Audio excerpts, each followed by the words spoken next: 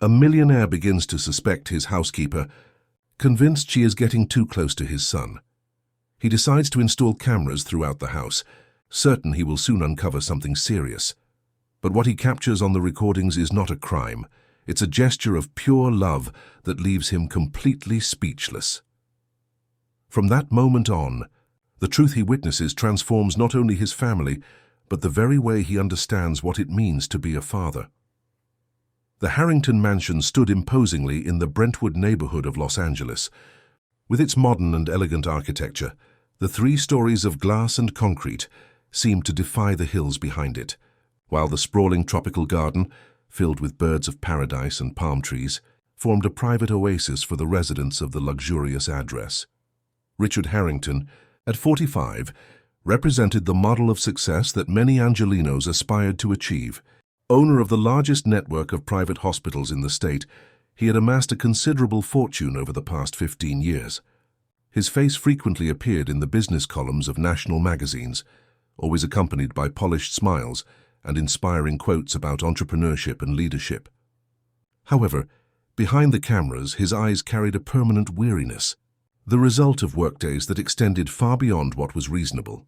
On that September morning, the executive adjusted his navy blue tie in front of the mirror while observing in the reflection the impeccably tidy room. Everything in its place, as always.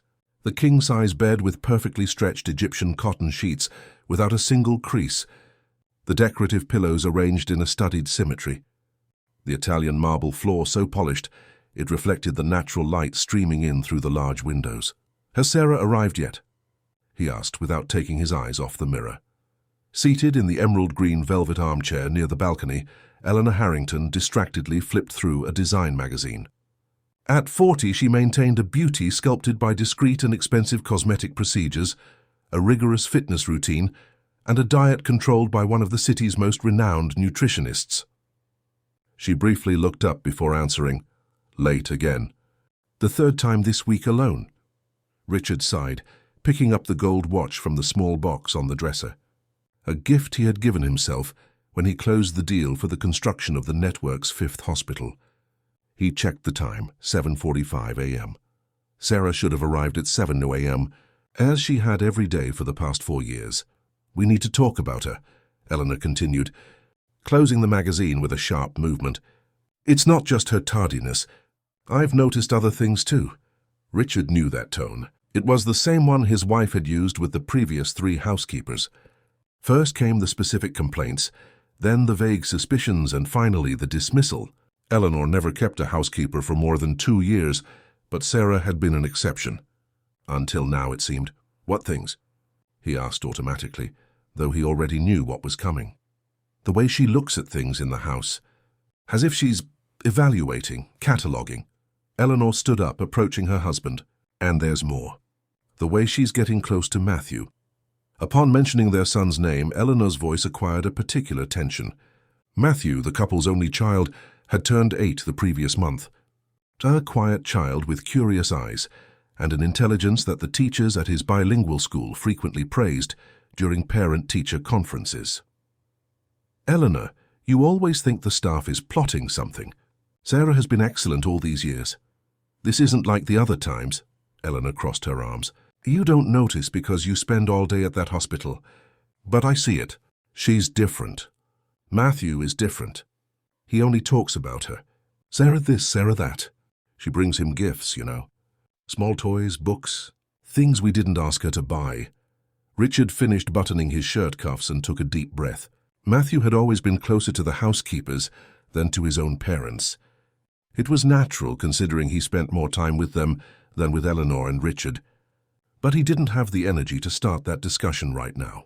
"I have 3 surgeries today and a meeting with investors this afternoon. Can we talk about this later?" "Always later, Richard." Eleanor turned her back, returning to the armchair. "Meanwhile, that woman is in our house with our son, doing who knows what." The ringing of his cell phone interrupted the reply Richard was about to give. It was his assistant confirming the first surgery of the day. He put the phone in his suit jacket pocket and headed for the door. "I'm going to give Matthew a kiss before I leave." "He's still sleeping," Eleanor replied dryly. "And when she gets here, I want you to tell her not to wake him. He needs more rest. Richard nodded distractedly, his mind already on his work commitments. He descended the marble staircase, crossed the vast living room with its double-height ceiling and designer furniture, and was almost at the front door when he heard the sound of a key in the lock. Sarah entered hurriedly, her cheeks flushed from having run.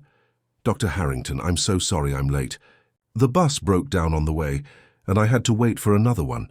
Sarah Jenkins was 32 and had worked in the Harrington house since Matthew was 4. A black woman of medium height with a strong build, shaped by years of physical labor, her face wore an expression of genuine concern for her lateness. Her curly hair was tied back in a simple bun, and she wore the light blue uniform that Eleanor required for service. "It's all right, Sarah, these things happen." Richard smiled slightly, trying to ease the employee's embarrassment. "Mrs. Harrington is upstairs. She asked you not to wake Matthew yet." "Of course, Doctor. I'll start in the kitchen then. I already prepared your lunch last night. It's in the fridge." Richard thanked her with a nod and went out to the garage, where the driver was already waiting beside the black BMW. As the car glided through the tree-lined streets of the affluent neighborhood, he couldn't get the conversation with Eleanor out of his head. His wife's suspicions had always seemed exaggerated, manifestations of an insecurity that not even all their wealth and comfort could appease. But there was something different this time, a conviction in her tone that bothered him.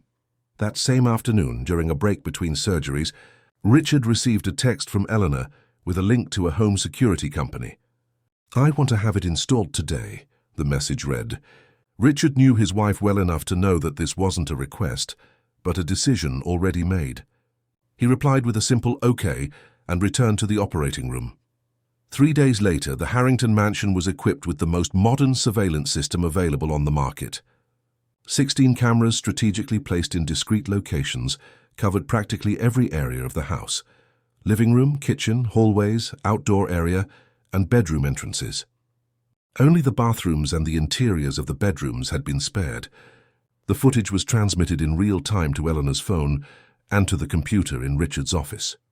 "Don't you think we're overdoing it?"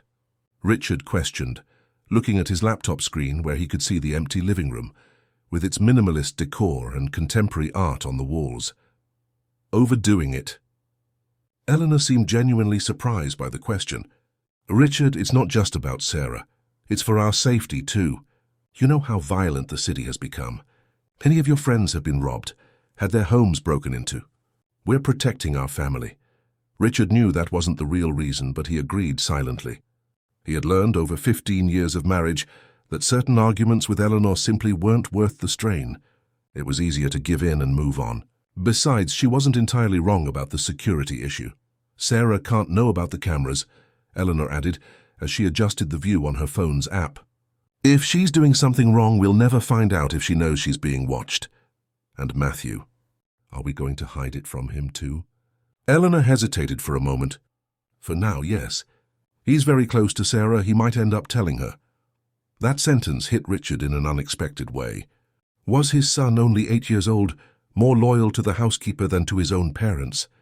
The idea was disturbing, but there was an uncomfortable truth in it he couldn't ignore. When was the last time he had truly spent quality time with Matthew? He couldn't remember. "I'll try to get home earlier today," he said, closing the laptop. "Maybe we can have dinner together, the three of us." Eleanor smiled, the first genuine smile of that morning. "That would be wonderful. Matthew would love that." Richard left for work carrying a slight sense of guilt.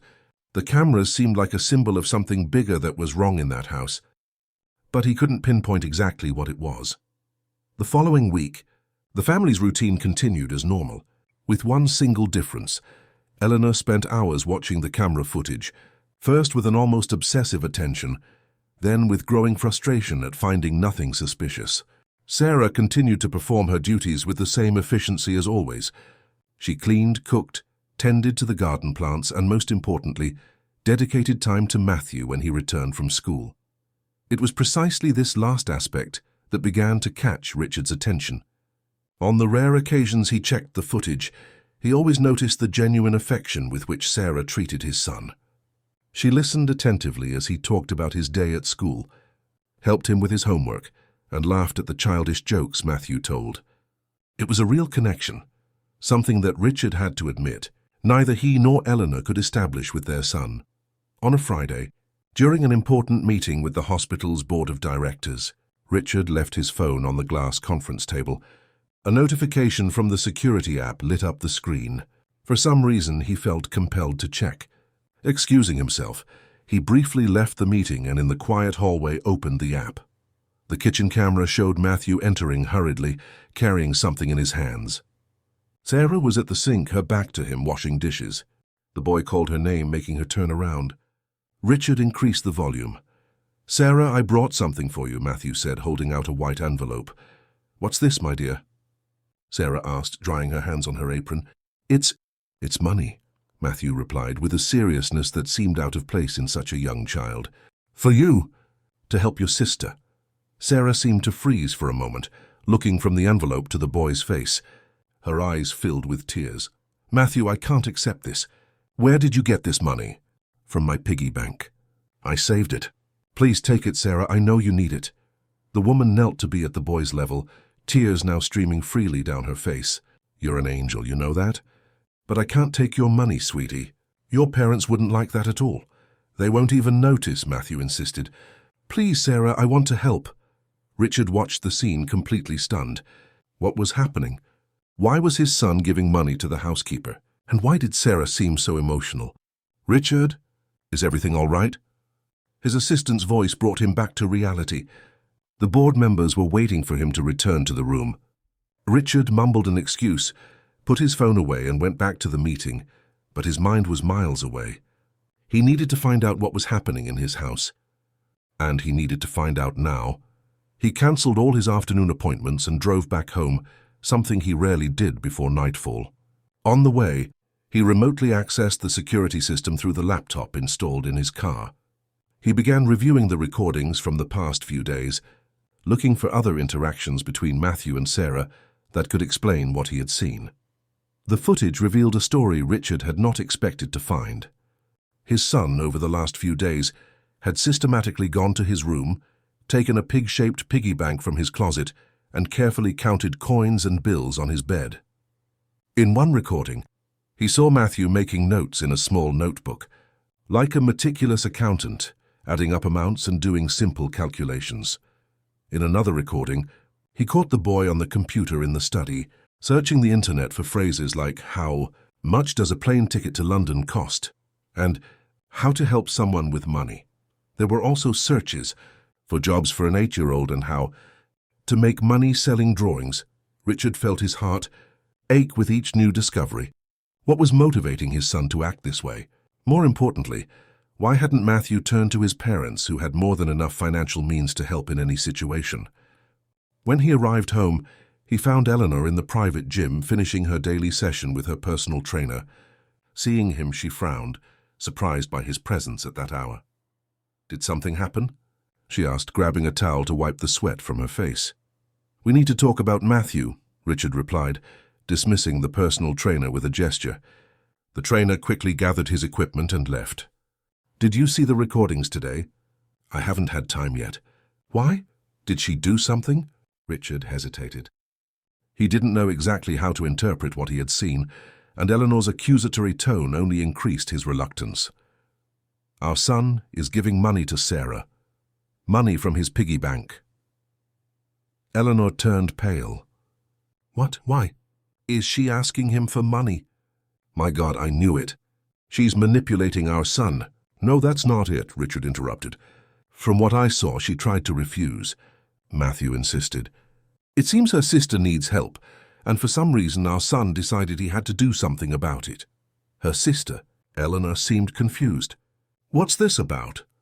And why would Matthew get involved?" "He's just a child." "That's exactly what I'm trying to understand," Richard replied, running a hand through his hair in a gesture of frustration. "And there's something else.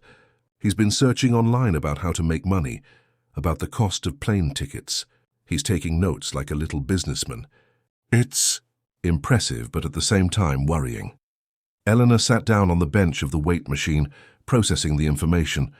For a moment, her face expressed something beyond her usual suspicion. There was genuine concern there. "Where is he now?" Richard asked. "At school. Sarah is picking him up at 3:30. I'm staying home today. I want to talk to him when he gets here. Eleanor nodded, standing up. I'll take a shower and join you later. Richard went to his office, an elegant room with a view of the garden. He sat at the rosewood desk he had inherited from his father, also a doctor, and opened his laptop. He continued to review the recordings, this time more calmly. The more he watched, the more he realized how strong Matthew and Sarah's relationship was. It wasn't forced or artificial. There was a natural affection between them, a complicity that made the boy open up and smile in a way he rarely did with his parents. In one of the recordings, he heard Sarah talking on the phone in the laundry room. When she thought she was alone, "No, Emily, I don't know what to do. The ticket is so expensive, and even with the full scholarship, you'll still need money for housing, food. No, I'm not going to ask my employers for an advance. They've already done so much by hiring me. I know it's the opportunity of a lifetime, sis, and we'll figure it out, I promise." Richard stopped the recording, finally understanding the situation. Emily, Sarah's sister, had won a scholarship to study abroad, something the housekeeper had mentioned briefly months ago. He now remembered, but didn't have the funds for the travel and living expenses. And somehow Matthew had found out and decided to help. At 3:40 in the afternoon, he heard the sound of the electronic gate. Through the window, he saw the school bus stop, and Matthew get out with Sarah waiting at the gate. The boy smiled upon seeing the housekeeper and ran to hug her. They talked animatedly as they walked into the house. Richard took a deep breath, preparing for the conversation to come. He knew he needed to approach the subject delicately. He didn't want Matthew to feel reprimanded for his generosity, but he needed to understand why his son hadn't shared the situation with his parents. When he heard footsteps in the hallway, he stood up and went to the office door. Matthew stopped, surprised to see his father home at that hour. "Dad, you're not at the hospital today?" "No, son. I decided to come home early to spend some time with you." Richard smiled, crouching down to be at the boy's level. "Can we talk for a little bit?" Matthew looked at Sarah, who nodded encouragingly. "You can go, sweetie. I'll get your snack ready." The boy entered the office, sitting in the chair opposite his father's desk. He looked small and vulnerable there, his feet dangling without reaching the floor, his backpack still on. Richard sat next to him, instead of taking his usual position behind the desk. "Matthew, I saw something on the security cameras today that made me curious. You gave an envelope with money to Sarah, didn't you?" The boy's face turned pale, and his eyes widened in surprise and fear. "Cameras? There are cameras in the house." The question caught Richard by surprise. He had completely forgotten that his son didn't know about the surveillance system. A wave of shame washed over him, realizing how it sounded. They were spying on their own house, their own son. "Yes, we installed them last week. For the family's security. Are you watching me?" Matthew's voice trembled slightly, and his eyes filled with tears. "Like in those TV shows about people in prison." "No, son, it's not like that," Richard hurried to say, feeling worse and worse. "It's just to protect our home. But that's not important right now.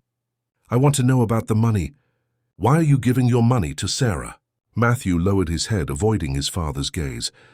His small hands gripped the straps of his backpack tightly. "Her sister needs help," he finally mumbled. "She won a scholarship to study in London, but she doesn't have money for the ticket or to live there." "And how did you find that out?" "I heard her crying on the phone one day.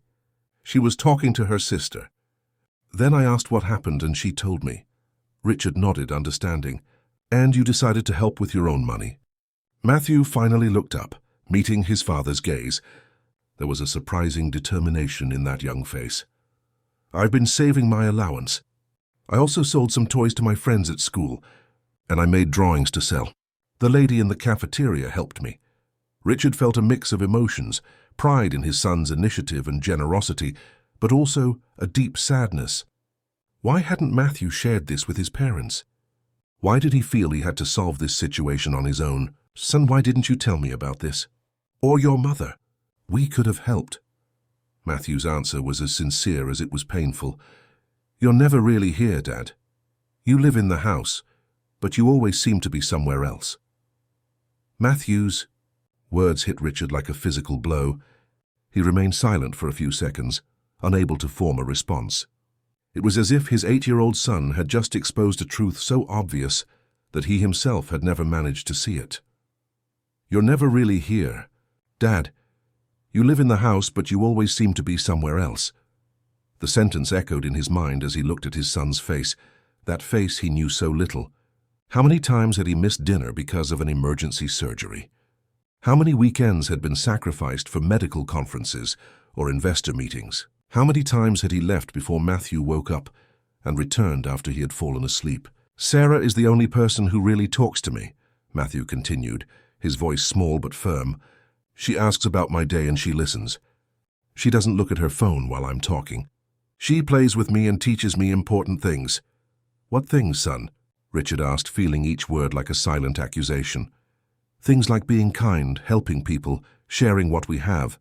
Matthew shrugged, as if it were obvious. "Things you never taught me." Richard swallowed hard.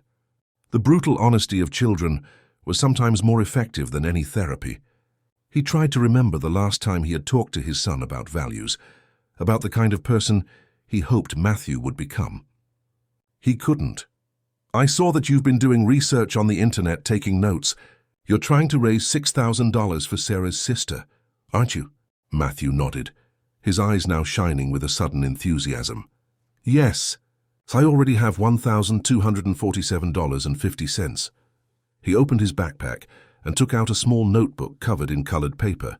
"It's all written down here." "Look, Dad." Richard took the notebook and opened it.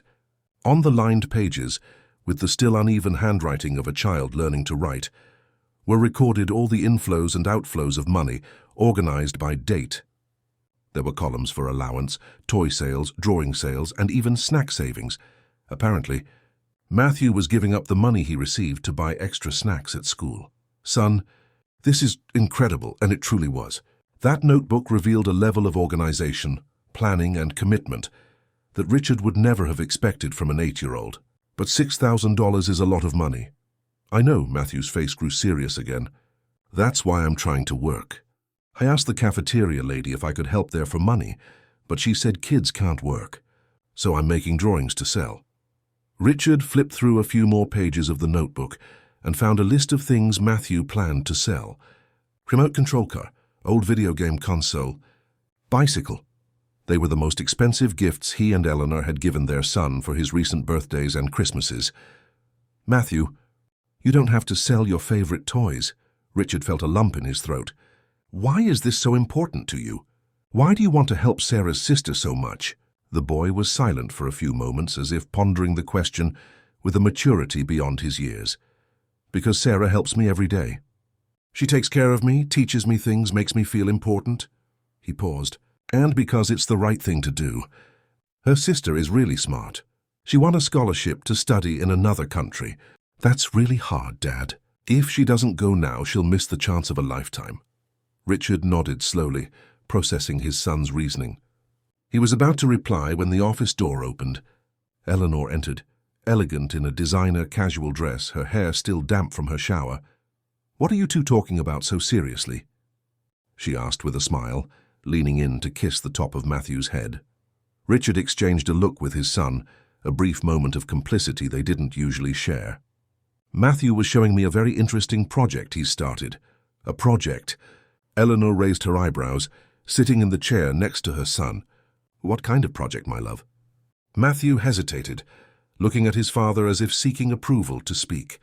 Richard nodded encouragingly. "I'm raising money to help Sarah's sister study in London," the boy said finally. "She won a scholarship, but she doesn't have money for the plane ticket." Eleanor's face changed instantly. The smile vanished, replaced by an expression Richard knew all too well, that mix of suspicion and irritation that always appeared when the subject was Sarah or any other household employee. "Matthew, sweetie, that's not your responsibility," she said, her tone artificially sweet. "If Sarah is having financial problems, she should talk to adults about it, not involve you."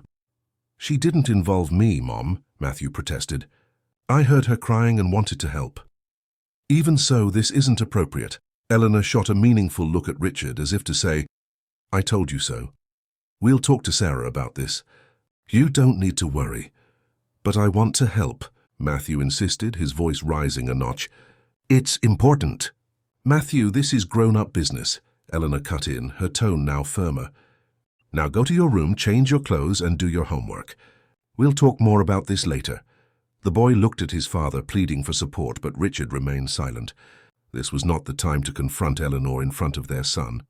Matthew picked up his notebook, put it back in his backpack, and left the office with his head down, dragging his feet. As soon as the door closed, Eleanor turned to her husband, her face now a mask of indignation. Do you see what I said? She's manipulating our son, Richard, using an innocent child to get money. Eleanor, that's not what happened, Richard replied, trying to stay calm. From what I understand, Sarah never asked for anything. Matthew found out about the situation on his own and decided to help. And you believe that? Richard, he's 8. 8-year-olds don't just decide to raise $6,000 to help the housekeeper's sister. That's absurd. I saw his notebook, Eleanor. He did it all himself. The research, the notes, the plans to get money. He even sold toys and drawings to his friends at school. That just proves how much she influenced him. Eleanor stood up, pacing nervously around the office. Don't you see what's happening here? She established an emotional connection with Matthew, gained his trust, and now she's using it for her own benefit. It's psychological manipulation. Richard took a deep breath, trying to organize his thoughts. Eleanor had always had this tendency to see the worst in people, especially employees. It was a personality trait he had initially attributed to perfectionism. But over time he realized it was something deeper, a rooted insecurity, a constant fear of being betrayed or exploited. Let's review the recordings together, he suggested, opening his laptop. I want to show you something I saw earlier. For the next 20 minutes, Richard showed his wife the various scenes he had found. Matthew counting coins alone in his room, doing research online, creating tables in his notebook, and, most importantly, the scene in the kitchen, where Sarah tried to refuse the money the boy insisted on giving her. See? Richard pointed out when the recording ended. She's clearly uncomfortable trying to refuse. If it were manipulation, she would have taken the money without hesitation. Eleanor crossed her arms, her face still set in an expression of distrust. That could just be an act for the cameras. Maybe she knew she was being filmed. How would she know? We didn't tell anyone about the cameras. I don't know, Richard. Maybe she found one of them while cleaning. The point is, I don't think the level of involvement she has with our son is healthy. Matthew is more attached to her than to us. That last sentence came out like a painful admission, and for a moment Richard saw something rare in his wife's face. Vulnerability. Behind all the anger and suspicion, there was a genuine fear. The fear of losing her son's love to someone else. Eleanor, he said softly, moving closer to hold his wife's hands. We need to face a difficult truth. If Matthew is closer to Sarah than to us, the problem isn't with her. Eleanor's eyes filled with tears. Are you saying it's my fault? That I'm a bad mother? No, I'm saying it's our fault, mine and yours. We are absent parents. I spend all day at the hospital, come home late, work on weekends. You have your exercise routine, your social commitments, your own life. When was the last time we sat down to have dinner with our son? When was the last time we really talked to him? Not just about school, but about what he thinks, what he feels. Eleanor pulled away, wiping tears with the back of her hand. It's not fair to put me on the same level as you, Richard. I'm always home. Being at home isn't the same as being present, Eleanor. The silence that followed was heavy, laden with unsaid truths and resentments built up over the years. Richard knew he had touched a raw nerve, but this conversation was long overdue. What do you want to do then? Eleanor finally asked, her voice now more controlled. Fire Sarah? Forbid Matthew from helping her? Or are we just going to give her sister $6,000 and solve the problem? Richard thought for a moment. I think we should talk to Sarah first. Understand the situation better. Then we'll talk to Matthew again. He needs to know we support his initiative, but he also needs to understand that there are limits to what a child can do. Eleanor nodded reluctantly. All right. But I want to be there for this conversation with Sarah. Of course. At that moment they heard a soft knock on the office door. Sarah appeared, looking uncomfortable. Excuse me, Dr. Harrington, Mrs. Harrington, may I speak with you for a minute? Richard and Eleanor exchanged glances. Of course, Sarah. Come in, Richard replied. The housekeeper closed the door behind her and remained standing, holding her hands in front of her in a nervous gesture. "Matthew told me you know about the money." I wanted to explain. "Please have a seat," Richard said, indicating a chair. Sarah sat on the edge of the chair, her back straight, visibly tense. "First, I want you to know that I never asked Matthew for anything. I never encouraged it, never suggested it. He found out on his own, by overhearing me talk to my sister on the phone." "And why were you discussing your personal problems during work hours, where our son could hear?" Eleanor asked, her tone accusatory. Sarah looked down. "It was a moment of weakness, Mrs. Harrington. I apologize for that. I received the news that day during my lunch break. My sister Emily called crying. She got a full scholarship to study environmental engineering in London, a very competitive program. But the scholarship doesn't cover airfare or housing, only tuition. She has to confirm her enrollment by the end of the month, and we need about $6,000 for the ticket and the first month's rent." "And why didn't you ask for an advance?" Richard questioned. "We've worked together for years, Sarah. You know I would have helped. You've already done so much for me, Doctor. You gave me a job when I needed it most. You pay a fair wage. You treat me with respect." She paused. "Besides, I didn't want to mix things." "Work and personal problems." Richard nodded, understanding. "And how did Matthew get involved?" "He found me crying in the laundry room after the call. He asked what happened, and I explained it simply, without going into detail. I thought he would forget, like children usually do." Sarah smiled faintly. "But Matthew isn't an ordinary child, is he? He started asking questions, wanting to know more about my sister, about London, about how much a ticket cost." I answered, not imagining what he was planning. "And when he gave you the money today?" Richard asked. "What did you feel?" Sarah's eyes filled with tears again. "I was shocked. And then deeply touched. It's a lot of money for him. I know he's been saving for months.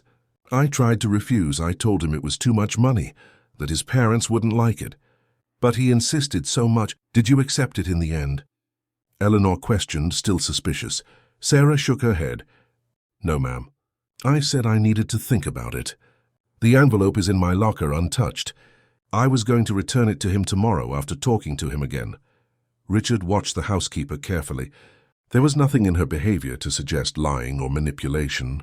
On the contrary, she seemed genuinely disturbed by the situation. "Sarah, I'll be direct," he said. "My wife and I are concerned about the level of emotional involvement you have with our son. Matthew told us today that he feels closer to you than to us." Sarah's eyes widened in surprise. "Dr. Harrington, I never wanted to replace you. Never. I take care of Matthew because it's my job, but also because I'm very fond of him. He's a special child." "Very special," Richard agreed. "Intelligent, observant, sensitive. And apparently much more mature than we imagined." An uncomfortable silence followed. Richard looked at his wife, trying to gauge her reaction. Eleanor's face remained impassive, but he could see the storm of emotions in her eyes. "As for your sister's situation," Richard continued, "I believe we can help. $6,000 is not such a large amount, and it seems to be an important opportunity for her." "Richard," Eleanor exclaimed, shocked, "you're just going to give her money?" "Just like that, with no strings attached." "I'm not giving it, Eleanor. They'll structure it as a salary advance, deducted in small installments over the next year. Or better yet," an idea began to form in his mind. "I'll structure it as a loan that Matthew is making to Sarah. He can repay this loan by doing extra chores at home, saving from his allowance, continuing with his drawing sales. It will be a learning opportunity for him, about responsibility, the value of work, financial management." Sarah looked at her employer with a mixture of surprise and gratitude. "Dr. Harrington, I don't know what to say. That's very generous of you." "Generous?" Eleanor interrupted, standing up. "It's irresponsible. We're rewarding her inappropriate behavior and encouraging our son to get involved in matters that are not his concern." "Eleanor, please." Richard also stood, trying to calm his wife. "We're just acknowledging Matthew's initiative and turning it into a positive experience for everyone." "No, Richard. You're letting yourself be fooled, as always. She knew exactly what she was doing. She gained our son's trust, and now she's reaping the rewards." Sarah stood up as well, visibly shaken. Mrs. Harrington, I swear I never had that intention. If you prefer, I can look for another job. I don't want to cause problems for the family.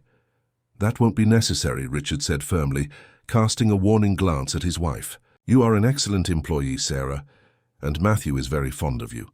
We just all need to review some boundaries and expectations. Eleanor took a deep breath, trying to control herself.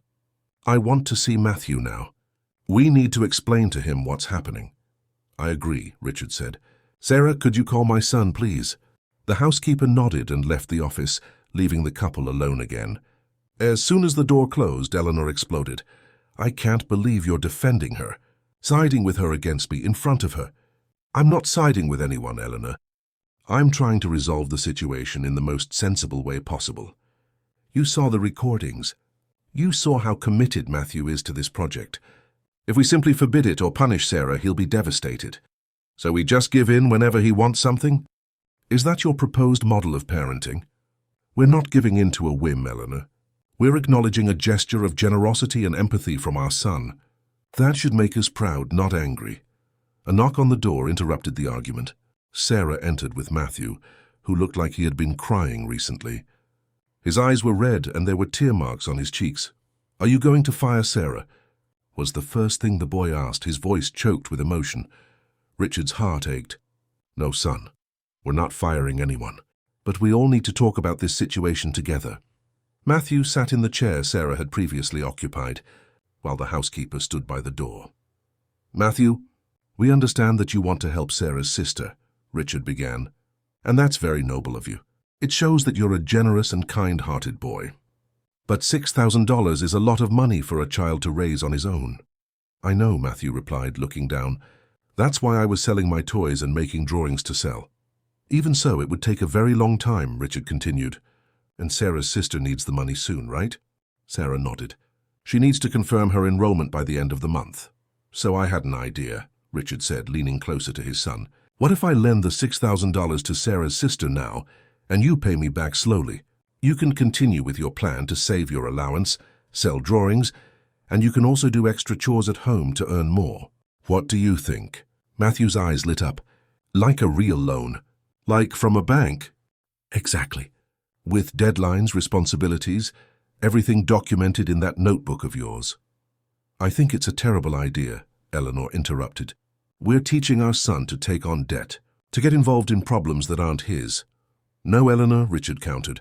We're teaching him about financial responsibility, about how to help others in a structured way, about the value of work and money. Matthew looked from one parent to the other, confused by the disagreement. Mom, please, he pleaded, turning to Eleanor. It's really important to me. Sarah's sister is so smart she won a scholarship. If she doesn't go, she'll lose everything. Something in her son's eyes seemed to touch Eleanor. She knelt beside Matthew's chair, taking his small hands in hers. Why is this so important to you, my love? Why do you want to help someone you don't even know so badly? Matthew thought for a moment before answering.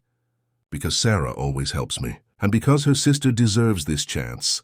She studied so hard, she worked so hard. It's like justice, you know? Eleanor looked at her son for a long moment, as if seeing him for the first time. Her eyes filled with tears and she suddenly hugged him tightly. When did you get so grown up? She murmured into her son's hair. So wise. Matthew returned the hug, confused but relieved. So you'll let me? I can help Sarah's sister? Eleanor pulled away, wiping her tears. She looked at her husband, then at Sarah, and finally back at her son. Yes, Matthew, you can help. The way your father suggested. We'll lend the money and you'll pay us back slowly. The smile that lit up Matthew's face at that moment made up for all the tension of the day. He jumped from the chair and hugged his mother first, then his father, and finally ran to hug Sarah, who was also crying with emotion. Thank you. Thank you. Emily will be able to study in London. She's going to be an amazing engineer. Richard watched the scene with a strange feeling in his chest. It was something he hadn't felt in a long time, a mix of pride, joy, and a deep peace. His son, at only 8 years old, had managed to unite the ICE family around a common purpose, something he, with all his experience and resources, had never achieved.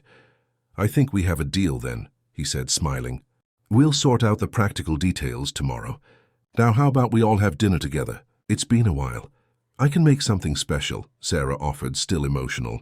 That chicken with potatoes that Matthew loves so much. No, said Eleanor, surprising everyone. I'll cook tonight.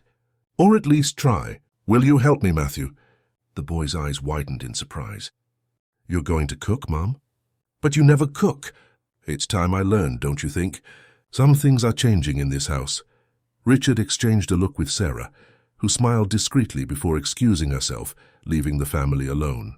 As he watched Eleanor and Matthew animatedly discuss what to make for dinner, Richard felt that maybe, just maybe, his son's small financial project was the beginning of a transformation much larger than any of them could imagine. The next morning, still processing the previous day's events, Richard decided to go to the hospital later. For the first time in years, he had breakfast with his son, listening attentively as Matthew detailed his plan to repay the loan in monthly installments. The boy's enthusiasm was contagious, and Richard wondered how he had missed so many of these moments over the years. So, if I pay $200 a month, it will take me... Wait, let me calculate. Matthew counted on his fingers, muttering numbers to himself. 30 months. That's a long time, isn't it, Dad? It is a long time, Richard agreed, impressed by the speed of the mental calculation. But we can negotiate.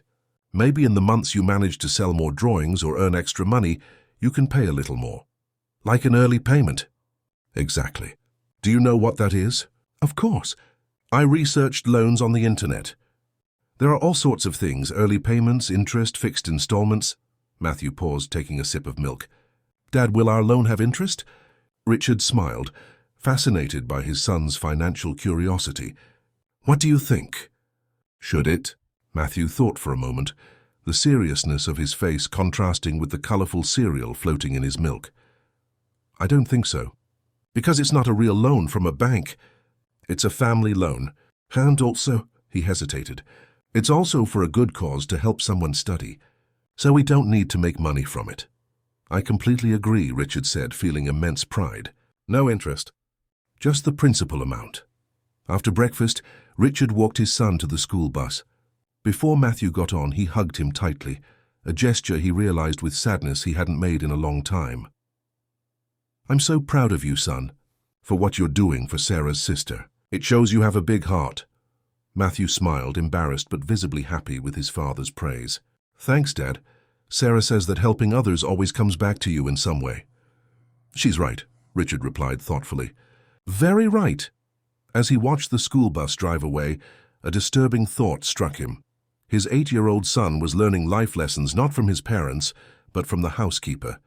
A woman who, despite all her financial difficulties, seemed to understand better than he did the value of generosity and empathy.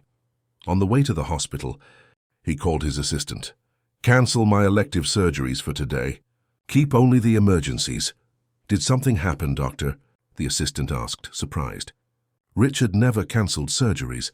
Yes, I've realized I need to reevaluate some priorities. The news spread quickly through the hospital. Dr. Richard Harrington, known for his unwavering dedication and impeccable schedule, had cancelled all of his elective surgeries for the day. The corridors of the luxurious medical center buzzed with speculation. Was he sick? Facing legal trouble? A family crisis? Oblivious to the rumors, Richard remained in his office, the door closed and his calls redirected to his secretary. For the first time in years, he allowed himself a moment to reflect. On his computer screen, he stared at a document he had just created. Personal Restructuring Plan. As a doctor and a businessman, Richard had always approached problems with methodology and organization. Now he was applying the same logic to his personal life. He listed in bullet points all the changes he needed to implement.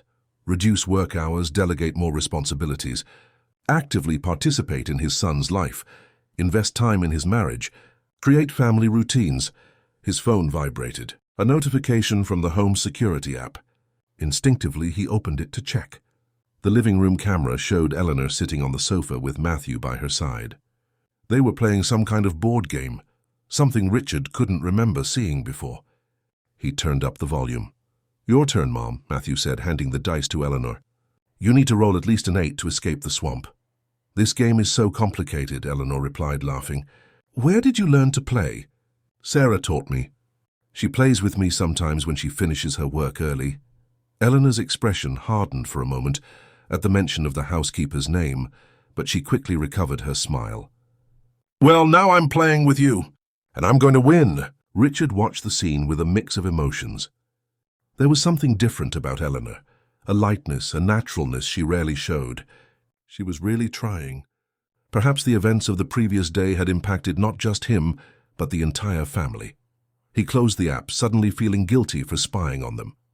The cameras, which had been installed out of suspicion and fear, now seemed like a symbol of everything that was wrong in his family life. He decided they would be removed by the end of the week. His phone rang again. It was Dr. Paul Miller, the hospital's clinical director and his closest friend. Richard, I'm at your office door. Can we talk? Minutes later, Paul entered the room, his expression worried. At 58, with graying hair and a perpetually serene face, he had been Richard's mentor since his residency. Are you all right? Paul asked, sitting across the desk. Cancelling all your surgeries isn't your style.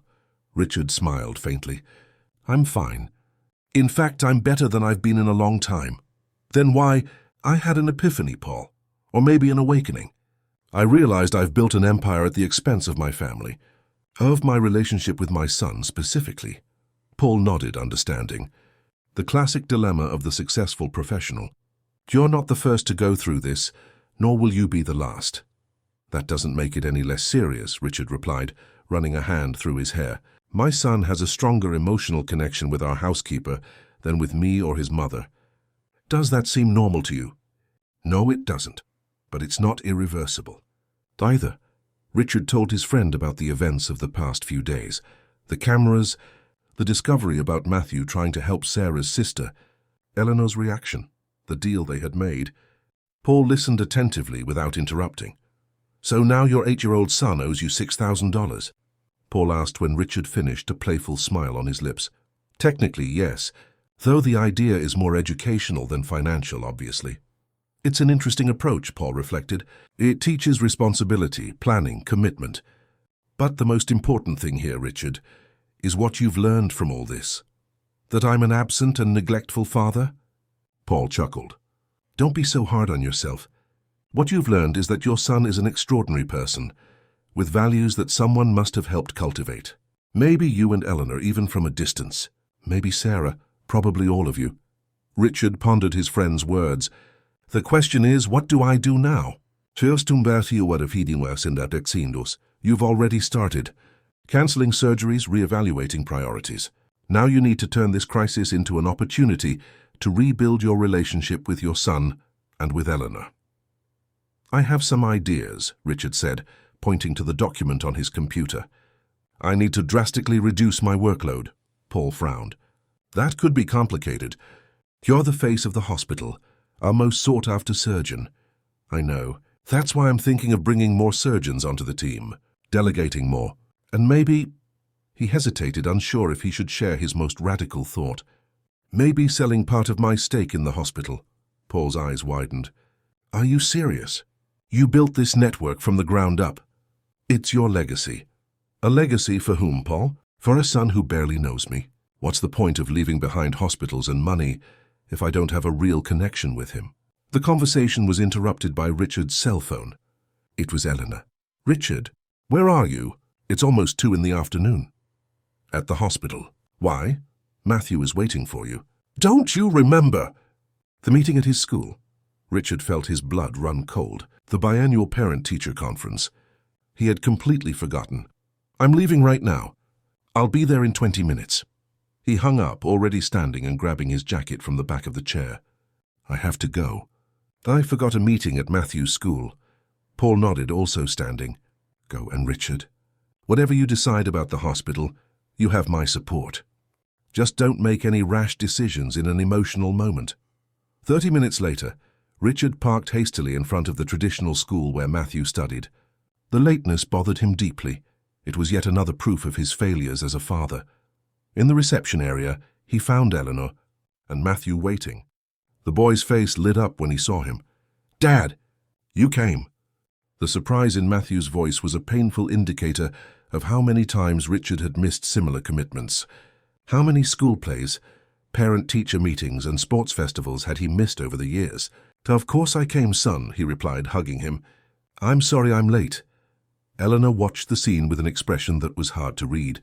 It wasn't irritation, as Richard had expected due to his tardiness, but something closer to melancholy. "Mrs. Davis is waiting for us in her classroom," she said simply. They walked through the school's colorful hallways, the walls decorated with children's artwork and educational posters. Matthew walked ahead, cheerfully greeting classmates and staff. Richard noticed with a certain pride how popular and well-adjusted his son seemed in the school environment. Mrs. Davis, a woman of about 40 with short brown hair and a kind demeanor, welcomed them with a warm smile. Her classroom was cozy, with plants, books, and more children's artwork decorating the walls. "Mr. and Mrs. Harrington, it's good to see you," she said, gesturing to the chairs in front of her desk. "Matthew, how about you go to the library while I talk with your parents? Mrs. Miller set aside that book about planets you wanted." Matthew nodded enthusiastically and left the room after quickly hugging his parents. When the door closed, Mrs. Davis sat down, her face taking on a more serious expression. "Before we start talking about Matthew's academic performance, which is excellent, I'd like to share something that has caught my attention in recent weeks." Richard and Eleanor exchanged apprehensive glances.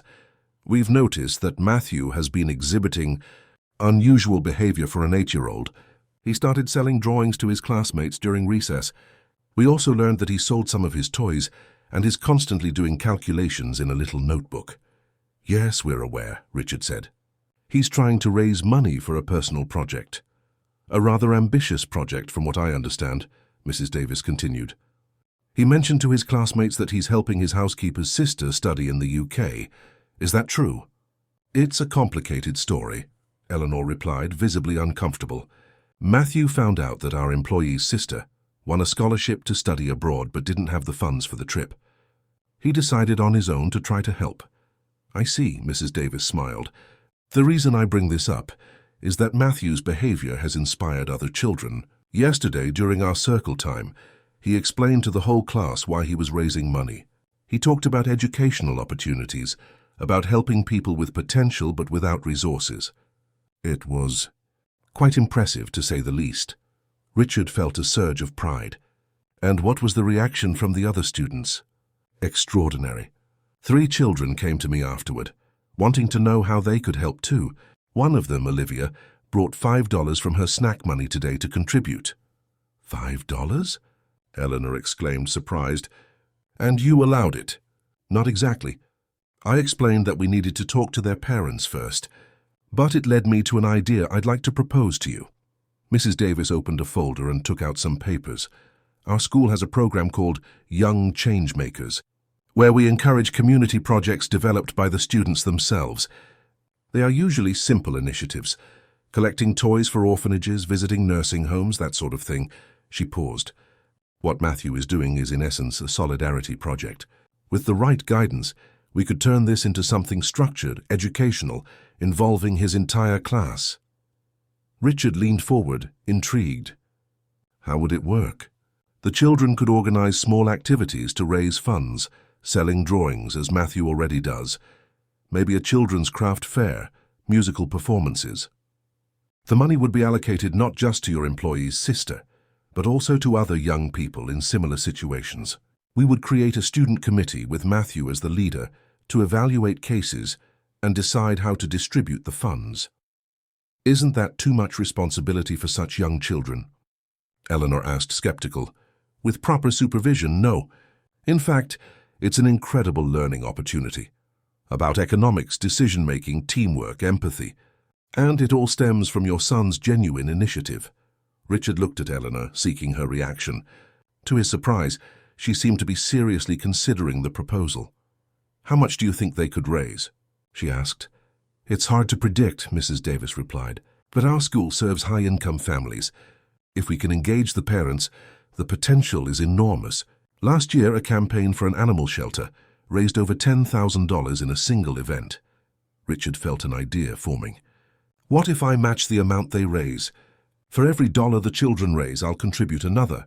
"Richard," Eleanor exclaimed, surprised. "That's a great idea," Mrs. Davis said enthusiastically. It would create an even greater incentive for the children to get involved. "We need to talk about this at home," Eleanor intervened, giving her husband a significant look. "See how Matthew feels about it." Of course, Mrs. Davis agreed, but I must say, I've rarely seen a child with the determination and clarity of purpose that Matthew shows. He has a sense of justice and empathy that is uncommon for his age. "Thank you," Richard replied, genuinely moved by the praise for his son. "How is he doing academically? Any concerns?" The meeting continued for another 20 minutes, with Mrs. Davis detailing Matthew's excellent performance in all subjects, especially math and science. At the end, she handed them an envelope containing his official report card and some samples of his work. On the way home, Matthew talked excitedly about the planet book he had browsed in the library, while Richard and Eleanor exchanged thoughtful glances, both processing the conversation with the teacher. "What do you think of Mrs. Davis's idea?" Richard asked when they got home, as Matthew ran off to show Sarah his report card. Eleanor sighed, sitting on the living room sofa. "Honestly, I don't know. Part of me thinks it's incredible that our son is leading something like this. Another part is afraid he's growing up too fast," Richard completed, sitting beside her. "That, and also," she hesitated, "I'm afraid it will push him even further away from us. That he'll get so busy with this project, so close to Sarah and this whole situation, that there won't be time for us to reconnect as a family."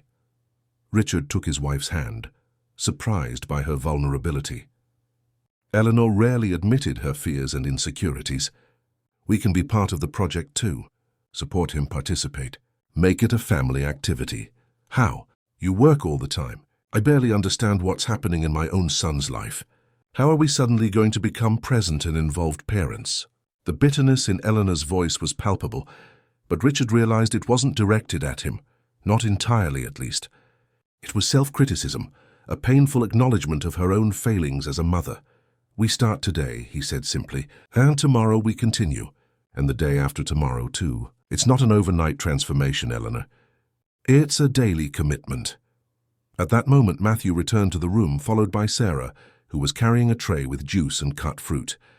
The housekeeper placed the tray on the coffee table and was about to leave when Eleanor called her. "Sarah, please stay.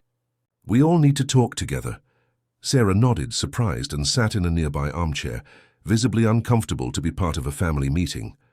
Matthew, on the other hand, seemed delighted by the unusual situation. "Matthew," Richard began, "Mrs. Davis told us about how you spoke to your classmates about the project to help Sarah's sister." The boy nodded proudly. "Everyone thought it was really cool. Olivia even wanted to give her snack money to help. And how would you feel if we turned this into a bigger project, involving your whole class?" Matthew's eyes widened. "What do you mean?" Richard explained Mrs. Davis's proposal, adapting the language for his son to understand. As he spoke, Matthew's face lit up more and more. "So it wouldn't just be for Emily, it would be to help other people too?" he asked when his father finished. "Exactly. Other people who, like Sarah's sister, have talent and dedication but lack the resources to study or develop their potential." Matthew was silent for a moment, processing the information.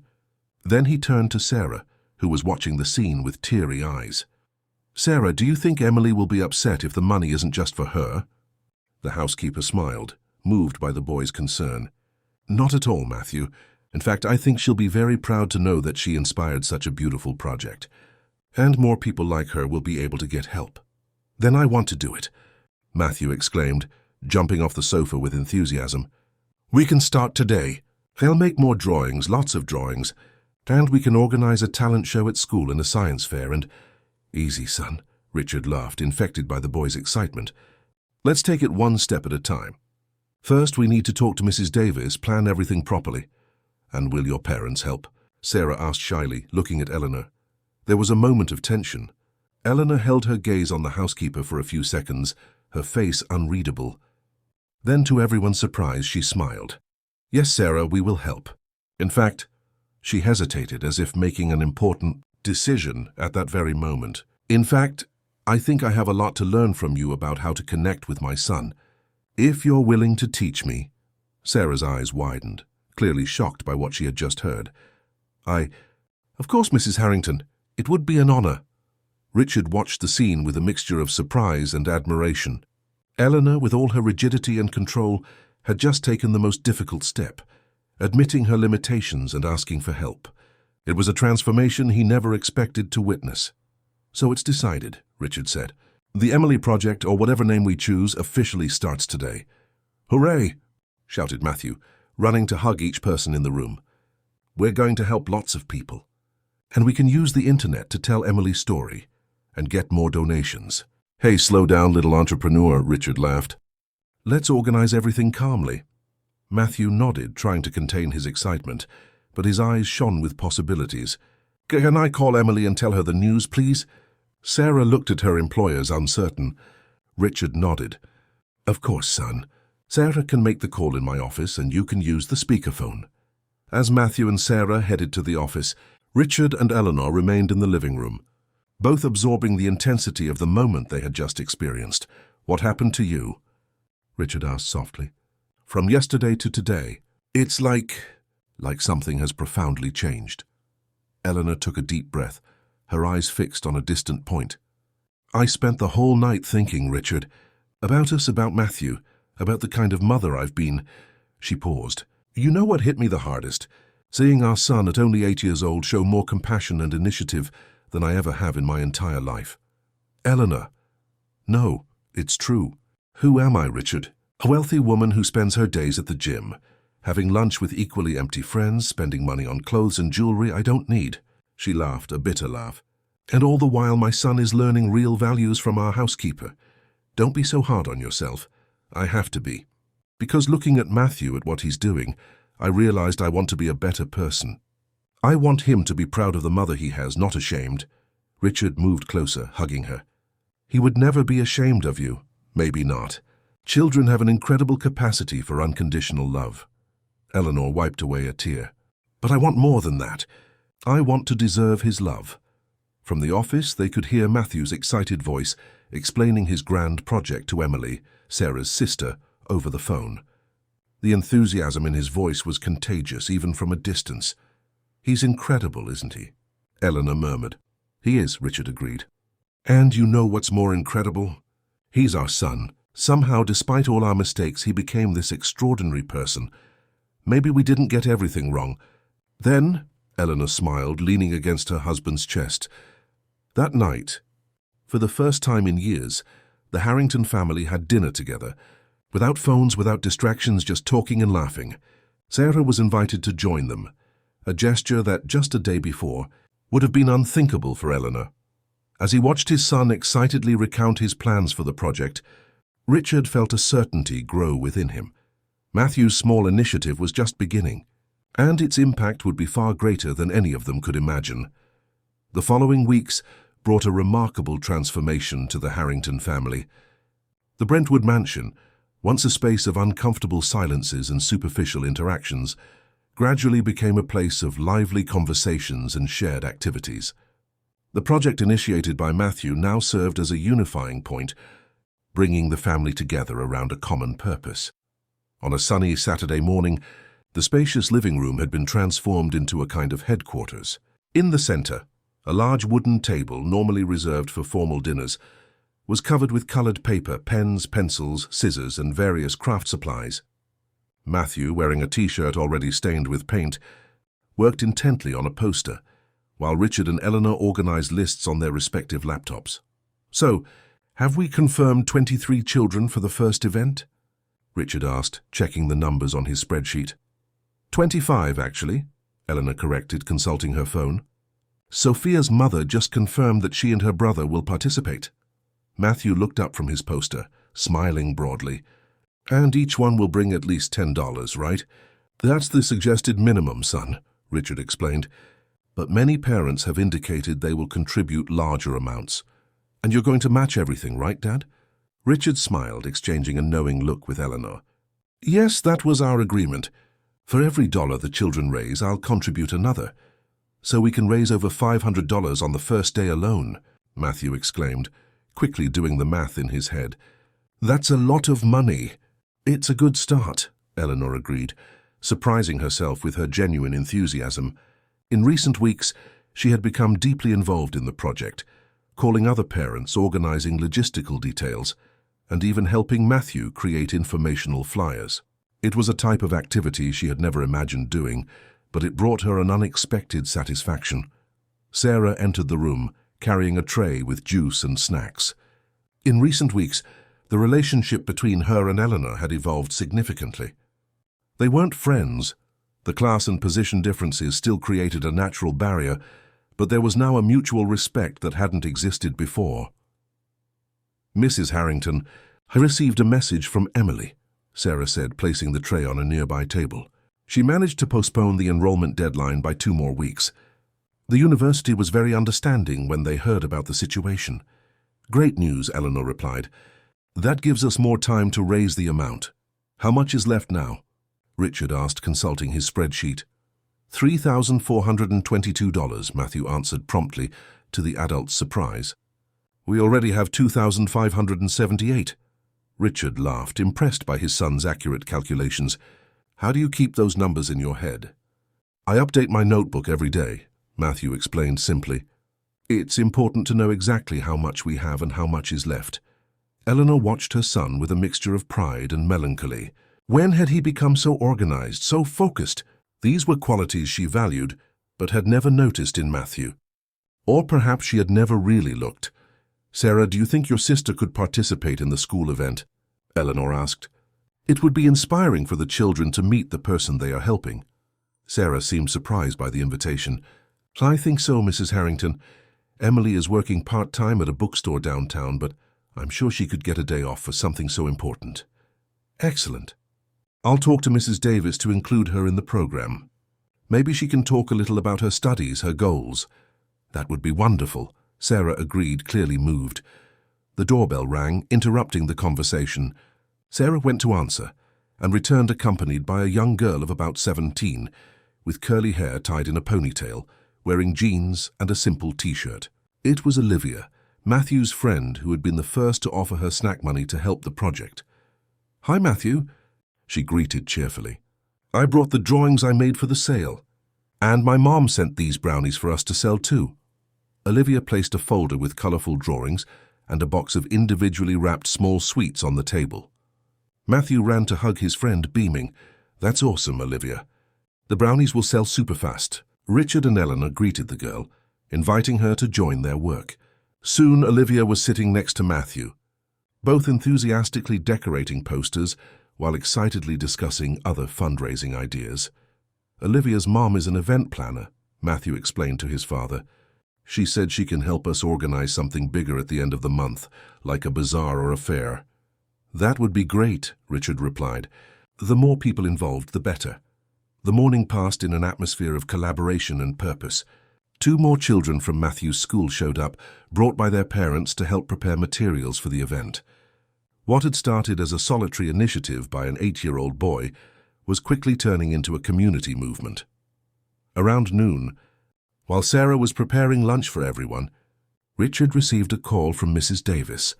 "Dr. Harrington, I have great news. I spoke with the principal about Matthew's project, and she not only approved it, but wants to expand the idea to all the elementary school grades."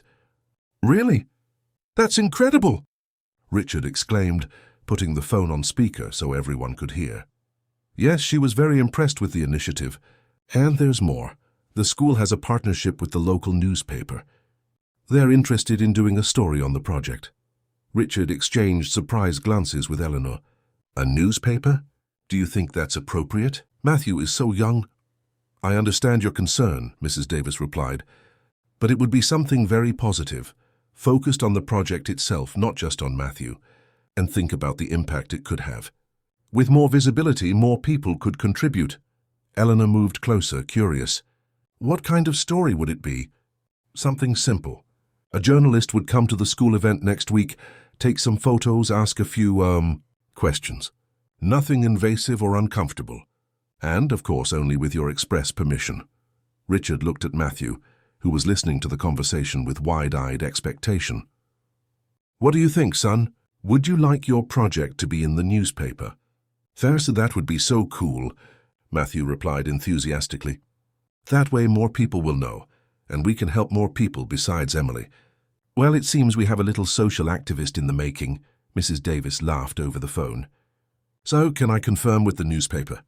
Richard and Eleanor exchanged glances, both feeling a mix of pride and apprehension. The public exposure of their son was not something they had considered when they agreed to support the project. On the other hand, the cause was legitimate, and Matthew's enthusiasm was contagious. All right, Richard finally agreed. But we'd like to approve the content before publication, if possible. Of course, that's standard, Mrs. Davis assured him. I'll give your contact information to the journalist. Sandra Cole. She should be in touch in the next few days. After hanging up, Richard noticed a worried expression on Sarah's face, who had entered the room in time to hear the end of the conversation. Is something wrong, Sarah? The housekeeper hesitated. I don't know if it's a problem, Doctor. I was just thinking. Emily is very happy about all this, but also a little embarrassed. She didn't expect her story to get so much attention. I understand, Richard nodded. It must be strange for her to be the center of a project like this. Yes, and there's something else. Sarah seemed to choose her words carefully. Emily is worried that people will think she's asking for charity. She earned the scholarship on her own merit. She studied very hard. She just can't afford the ticket and initial expenses. That's an important point, Eleanor intervened, surprising everyone with her sensitivity. We need to be careful not to turn this into something patronizing. We're not helping a poor girl. We're investing in the potential of someone who has already proven her worth. Richard looked at his wife with renewed admiration. This new Eleanor, more thoughtful and empathetic, had been a constant revelation in recent weeks. You're right, he agreed. We'll talk to the journalist about this, and also with the children, so they understand the right spirit of the project. Matthew, who had been following the conversation attentively, chimed in. We can call it the Talent Project, because we're helping talented people who just need a chance. Excellent idea, Richard exclaimed. The Talent Project. It has a great ring to it. The rest of the day was dedicated to finalizing preparations for the school event, now with a new name and a clearer vision. Sarah, seeing her employer's sincere involvement, seemed increasingly comfortable contributing ideas and suggestions. Eleanor, for her part, showed a side unknown even to her husband, organized, creative, diplomatic in dealing with other parents and children. Around 5 in the afternoon, after the last of the children had left, Richard received an unexpected call. It was Paul Miller, the hospital's clinical director. Richard? Is everything all right? It's been almost 2 weeks since you drastically reduced your hours at the hospital.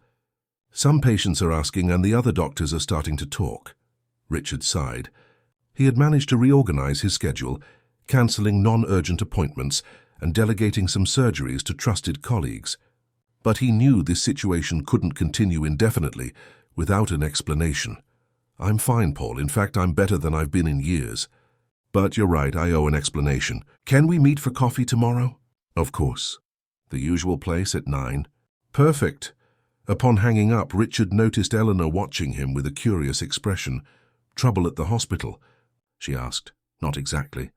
But I need to make some tough decisions soon. He paused, choosing his words carefully. Eleanor, I've been thinking. What if I sold part of my stake in the hospital?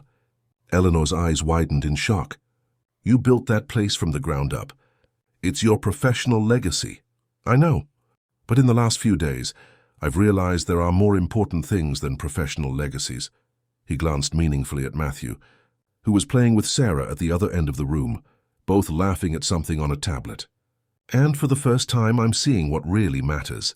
You don't have to make drastic decisions now, Eleanor argued, surprisingly cautious. Maybe it's possible to find a balance. Reduce your hours, yes, but sell part of the hospital? That's irreversible. Richard smiled, touched by his wife's concern. I'm just considering the possibilities. I won't do anything rash. That evening after dinner, Matthew asked to speak with his parents privately. Sitting in the boys' room, surrounded by his books, toys, and the numerous drawings he had created for the project, Richard and Eleanor waited curiously. I wanted to thank you, Matthew began shyly, for helping me with the project. It's really important to me. We should be thanking you, son, Richard replied, moved. You've taught us so much in the last few weeks. I taught you, Matthew asked, genuinely surprised. What? Richard and Eleanor exchanged glances. How could they explain to an 8-year-old the profound transformations his small act of kindness had triggered in their family dynamics? "You taught us to look beyond ourselves," Eleanor finally answered, "to realize that we can make a difference in others' lives. And also," her voice faltered slightly, "you also showed us how to be better parents." Matthew smiled, looking older and wiser than his 8 years. "You're already good parents. You were just busy." The simplicity of the observation struck Richard like a revelation. Yes, they had been busy hand with work. Social status with problems and worries that, seen now through their son's eyes, seemed insignificant. "We won't be so busy anymore," he promised, hugging his son. "This is our new commitment to you." Matthew nodded, satisfied, and then changed the subject with the ease typical of children. "Dad, I had an idea for the project. What if we invite other companies to participate? Like matching the money we raise like you're doing?" Richard blinked, surprised by the suggestion. "That's a brilliant idea, son. Like a kind of corporate sponsorship." "Yes, but instead of sponsoring games or shows, they'd be sponsoring education." Eleanor laughed, delighted by her son's reasoning. "You have a bright future in marketing, you know that. Can I use your contacts at the hospital, Dad? To start talking to business owners?" "Of course," Richard agreed, marveling at his son's initiative. "We can prepare a short presentation together, explaining the project. What do you think?" Matthew's eyes sparkled. "That would be amazing. Can we start tomorrow?" "Absolutely." After putting Matthew to bed, Richard and Eleanor went to their own room, both physically tired but emotionally reinvigorated by the productive day. "He's incredible, isn't he?" Eleanor commented as she got ready for bed. "Sometimes I wonder how we produced such a special child." "It's a mystery," Richard agreed, smiling. "But I'm starting to think we might have done a few things right, despite all our mistakes." Eleanor paused her nightly routine, looking thoughtfully at her husband. "Richard, are you really considering selling part of the hospital?" He sighed, sitting on the edge of the bed. "I am. Not immediately, and not all of it, of course. But a significant part, yes. I want more time, Eleanor. Time for Matthew, time for us." "And what would you do with that time? I mean, besides being with the family?" "You've always been driven by challenges, by accomplishments." The question caught Richard by surprise. He hadn't thought much beyond the decision to cut back on work. "I don't know yet, maybe. Maybe something related to what Matthew started. Not the exact same project, but something along the lines of supporting promising talents without resources." He paused, surprised by his own words. "Actually, that's something I've always wanted to do, but never found the time or maybe the courage." Eleanor sat beside him, taking his hand. "I think that would be perfect for you. A way to combine your business experience with something truly meaningful." Richard squeezed his wife's hand, grateful for her support. "And you? Have you thought about what you want to do? Besides social commitments and the gym, I mean." Eleanor laughed softly. "It's funny. A few weeks ago I would have been offended by that question, as if my socialite life wasn't valid enough." She took a reflective pause. "But you're right. I feel like I need something more, something with purpose. I just don't know what yet. You've proven to be extremely skilled at organizing the project. The other mothers respect you, the children adore you. Maybe there's something there." "Maybe," Eleanor agreed thoughtfully. "I'll think about it." They remained silent for a few moments, each lost in their own thoughts about the future that was beginning to unfold before them. "You know what's most surprising about all this?" Richard finally commented. "How a small act of kindness, a boy wanting to help his housekeeper's sister, ended up triggering so many changes." "It's like that butterfly effect story," Eleanor replied. "One small action can have huge, unpredictable consequences. And to think we almost stopped it," Richard reflected. "If we had simply forbidden Matthew from getting involved, reprimanded Sarah, and carried on with our lives as before." "But we didn't," Eleanor interrupted softly. "And that's the important part of the story." The next morning, while having breakfast with Matthew before school, Richard received a text message from an unknown number. "Good morning. Dr. Harrington, this is Sandra Cole from the LA Chronicle. Mrs. Davis told me about the incredible project your son is leading. I'd love to talk in person for the story. When would be a good time?" Richard showed the message to Matthew, who almost choked on his cereal with excitement. "A real journalist wants to talk to me," he exclaimed, his eyes wide. Yes, about the talent project, Richard confirmed, smiling at his son's enthusiasm. Do you think you're ready for that responsibility? Matthew immediately put on a serious expression, almost comical on his childish face.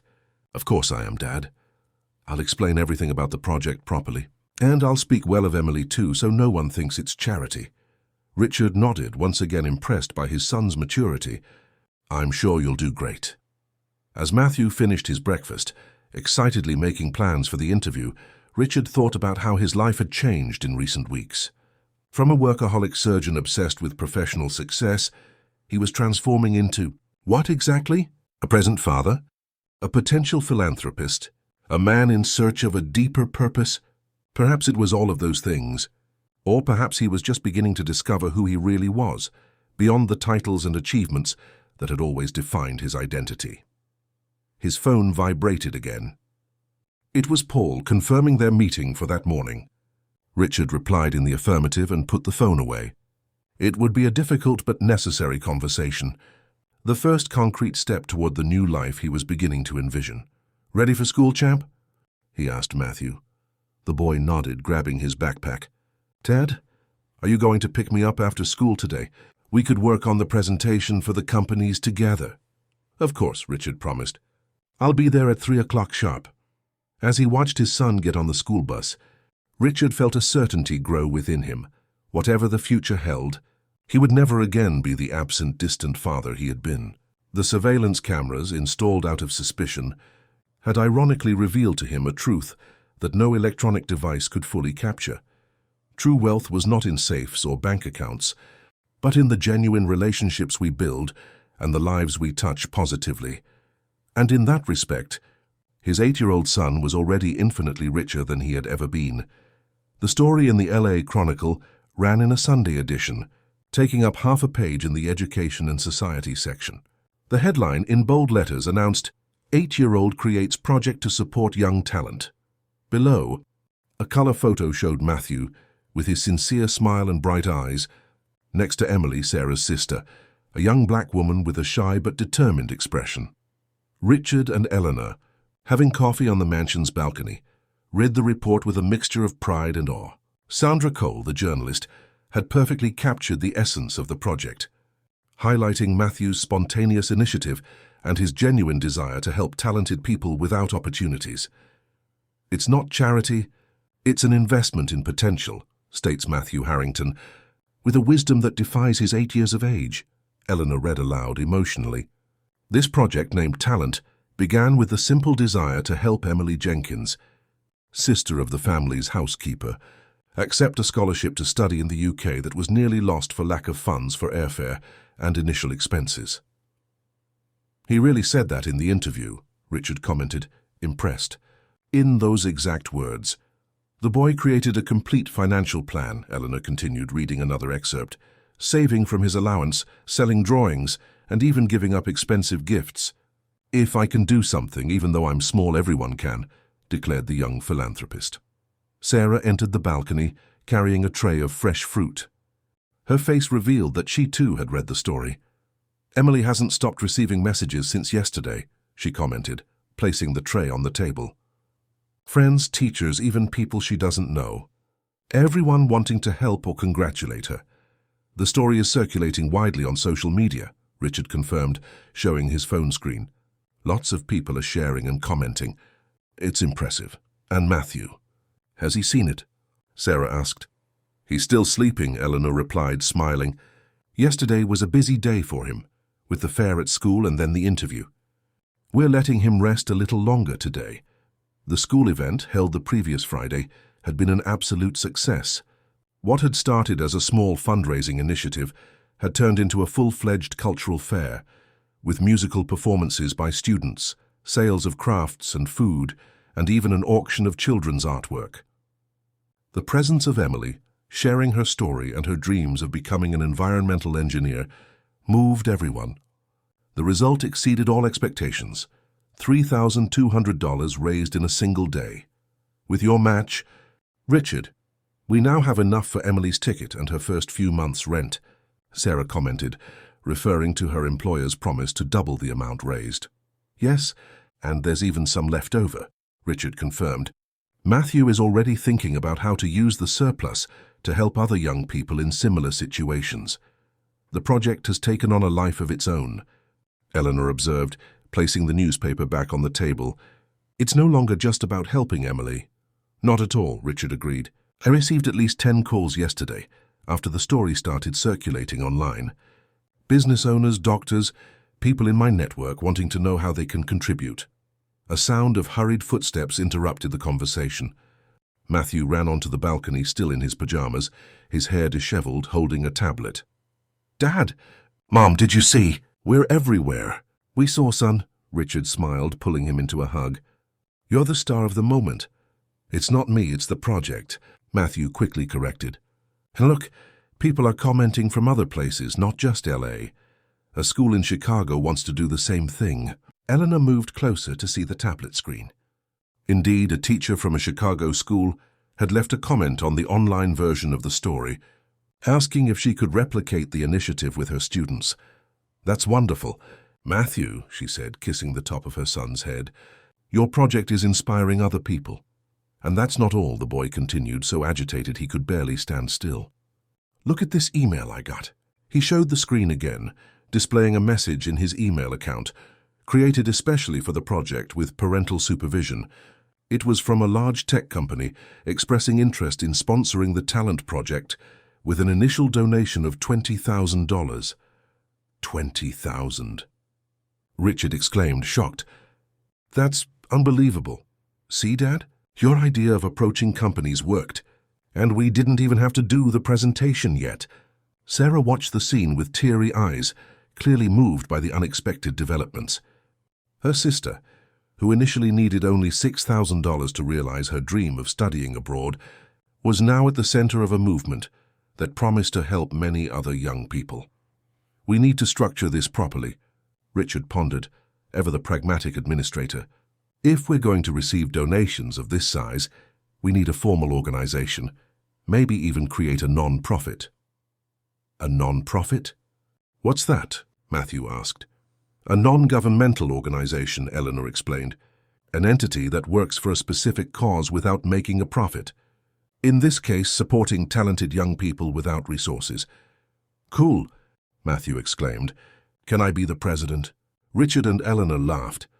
Maybe a junior president, Richard suggested. You still have school to attend, remember? Speaking of which, Eleanor intervened, glancing at the clock, you have swimming lessons at 10 a.m. You'd better have breakfast and get ready. Matthew nodded, though it was clear his mind was far more interested in the project than in swimming lessons. Before leaving the balcony, he turned to Sarah.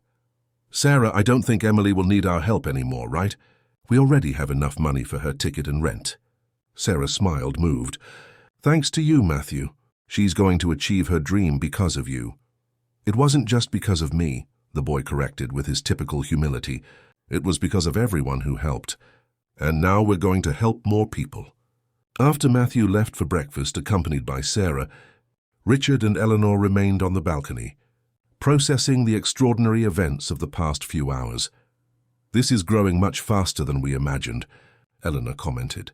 Yes, Richard agreed. And we need to decide how to handle it.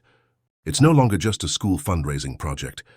We're talking about substantial donations, the possibility of expanding to other schools. Scary and exciting at the same time, Eleanor reflected. But I think we're on the right track. Matthew's enthusiasm, the positive community response, it all indicates that this is something significant. Richard took his wife's hand, squeezing it lightly. You've changed, you know. A few weeks ago, you would have been worried about the public exposure, the connection with Sarah and her sister, all this involvement with social causes. Eleanor smiled, acknowledging the truth in her husband's words. Was I that predictable? That elitist? It's not a matter of being elitist, Richard replied carefully. It was more a matter of fear, of insecurity. Fear of losing control, of people from outside our social bubble getting too close. I had those fears too, I just expressed them differently. And now? Now we're here, supporting our 8-year-old son in a philanthropic project that started with his initiative to help our housekeeper's sister. Richard laughed at the improbability of it all. If someone had told me this a month ago, I would have found it completely absurd. Life is full of surprises, Eleanor agreed, taking a sip of her coffee. Some of them surprisingly good. 2 hours later, while Matthew was at his swimming lesson, Richard met with Paul Miller at a discreet cafe in Westwood, away from the prying eyes of hospital colleagues. The quiet atmosphere, with its minimalist decor and soft background music, set the perfect scene for the difficult conversation ahead. "So?" Paul began after they placed their orders. "What's the big revelation? Are you sick? Moving to another country? Became a Buddhist?" Richard laughed at his friend's joke. "Nothing that dramatic. Or maybe it is, depending on your point of view." He paused, gathering his courage. "I'm seriously considering selling a significant part of my stake in the hospital." Paul, who was lifting his coffee cup to his lips, froze. "How much is a significant part?" 60%, maybe more. My God, Richard. "That's not a significant part. That's practically giving up control." Paul placed his cup on the table without drinking. "May I ask why? Financial problems?" "Because if that's the case, we can find other solutions." "Nothing like that," Richard assured him. "Financially, I'm more than stable. It's an existential issue, let's say." Over the next few minutes, Richard shared with his friend everything that had happened in the past weeks: the discovery through the cameras, Matthew's project, the transformation in their family dynamics, his growing certainty that he needed to completely reorganize his life priorities. "And that newspaper article you mentioned, is it the one that came out today?" Paul asked. Richard nodded, handing his phone to his friend with the digital version of the article. Paul read in silence, his face registering surprise and then admiration. "Your son is incredible," he commented, returning the phone. "And I understand better now what's happening. You've found a new purpose." "Exactly," Richard confirmed, relieved not to have to explain further. "The hospital was always my #1 priority. I built it from scratch, dedicated every drop of sweat and energy. But now," he hesitated, "now I realize there are other things that deserve that dedication. My son, for example, who is growing up faster than I imagined, and this project, which seems to have the potential to impact many lives." "I understand," Paul nodded, "and I respect your decision, as much as it surprises me. But as a friend and not just a colleague, I have to ask, are you sure you want to give up everything you've built? Wouldn't it be possible to find a middle ground?" Richard smiled. "I'm not giving up everything. I'll retain enough of a stake to remain on the board, to influence strategic decisions. And I'll continue to operate, of course. I'm a surgeon before I'm a businessman. That doesn't change.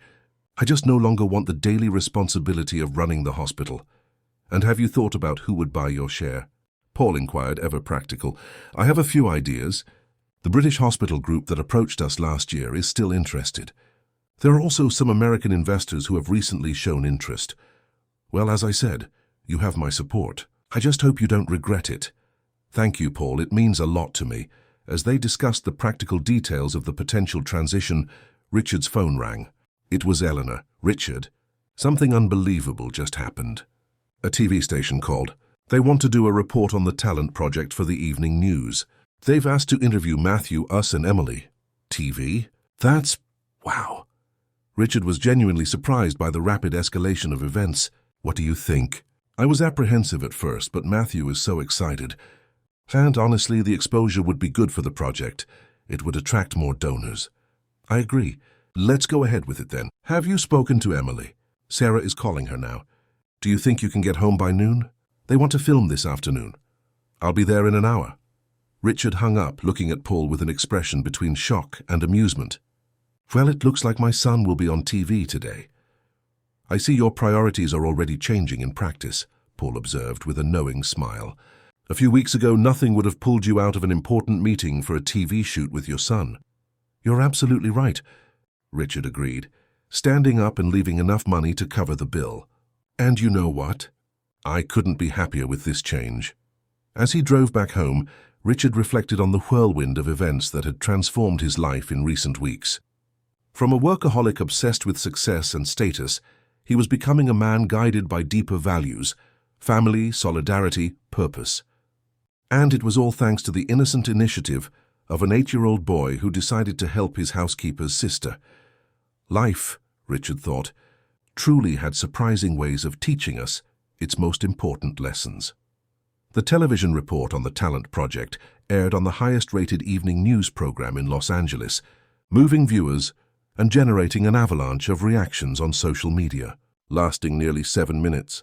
A considerable amount of time for a newscast. The segment featured not only Emily's story and her scholarship to London, but also the impressive development of the project started by Matthew. Young Matthew, with his clear diction and surprising maturity, won over the viewers as he explained how it all began. "I just wanted to help because I thought it was fair," he said to the camera with the simplicity of a child. "Emily studied so hard to win the scholarship. It wasn't right for her to lose that chance just because of money." The reporter, a young woman with an understanding gaze, clearly charmed by the boy's articulation, asked what he would say to other children who wanted to do something similar. "No one is too small to make a difference," Matthew replied in a phrase that would soon go viral on social media. "I'm 8 years old, but I managed to do something. If I can do it, you can too." The morning after the broadcast, the Harrington mansion became the center of a media storm. The phone rang off the hook, the project's email was overflowing with messages, and journalists strategically positioned themselves outside the gate, hoping to capture more images of the family. Richard, Eleanor, and Matthew gathered in the home library, an elegant room with floor-to-ceiling dark wood shelves and large windows that let in natural light. It was the quietest place in the house, away from the buzz that had taken over the main entrance. "This is getting out of control," Eleanor commented, running a hand through her hair in a gesture of concern. "I've received 16 calls this morning alone, between journalists and people wanting to contribute to the project. And my hospital email has over 50 messages on the subject," Richard added, "including 3 invitations for talk shows." Matthew, sitting between his parents on the large leather sofa, watched the conversation with a mix of excitement and apprehension. "Are you mad at me because of all this commotion?" Richard and Eleanor exchanged surprised glances. "Mad? Not at all, son," Richard quickly replied, putting his arm around the boy's shoulders. "We're just trying to process all of this. It's a lot happening very fast. And to be honest, we're a little worried about all this exposure," Eleanor added, taking her son's hand in hers. "You're very young to be at the center of so much attention." Matthew reflected for a moment, his young face taking on that serious expression that seemed out of place on such a small child. "I like helping people, and I like talking on TV about the project, but I don't want to be famous or anything." Richard smiled, once again admiring his son's maturity. "The project is what's important, right? Not who's leading it." "Exactly," Matthew agreed, excited to be understood. "We can make the project big, but we don't have to be in the spotlight so much, like those superheroes who help people, but nobody knows who they are." Eleanor laughed at the comparison. "Anonymous, you mean? Well, I don't know if we can go back to being completely anonymous after yesterday, but we can certainly reduce our public exposure." At that moment, Sarah entered the library, carrying a tray with coffee and hot chocolate for Matthew. Her face showed concern. "Forgive the interruption, but I thought you should know. Emily is getting a lot of messages too, well, not all of them are positive." Richard frowned. "What do you mean, not positive?" Sarah hesitated, clearly uncomfortable. "Some people are questioning why she needs charity, saying she should be working instead of studying abroad, that kind of thing. It's a minority, but it's bothering her a lot." "That's horrible," Eleanor exclaimed, genuinely indignant. "Emily earned that scholarship on her own merit. No one is giving her a handout. I know, Mrs. Harrington. But unfortunately, when something gets a lot of visibility, it attracts all kinds of reactions."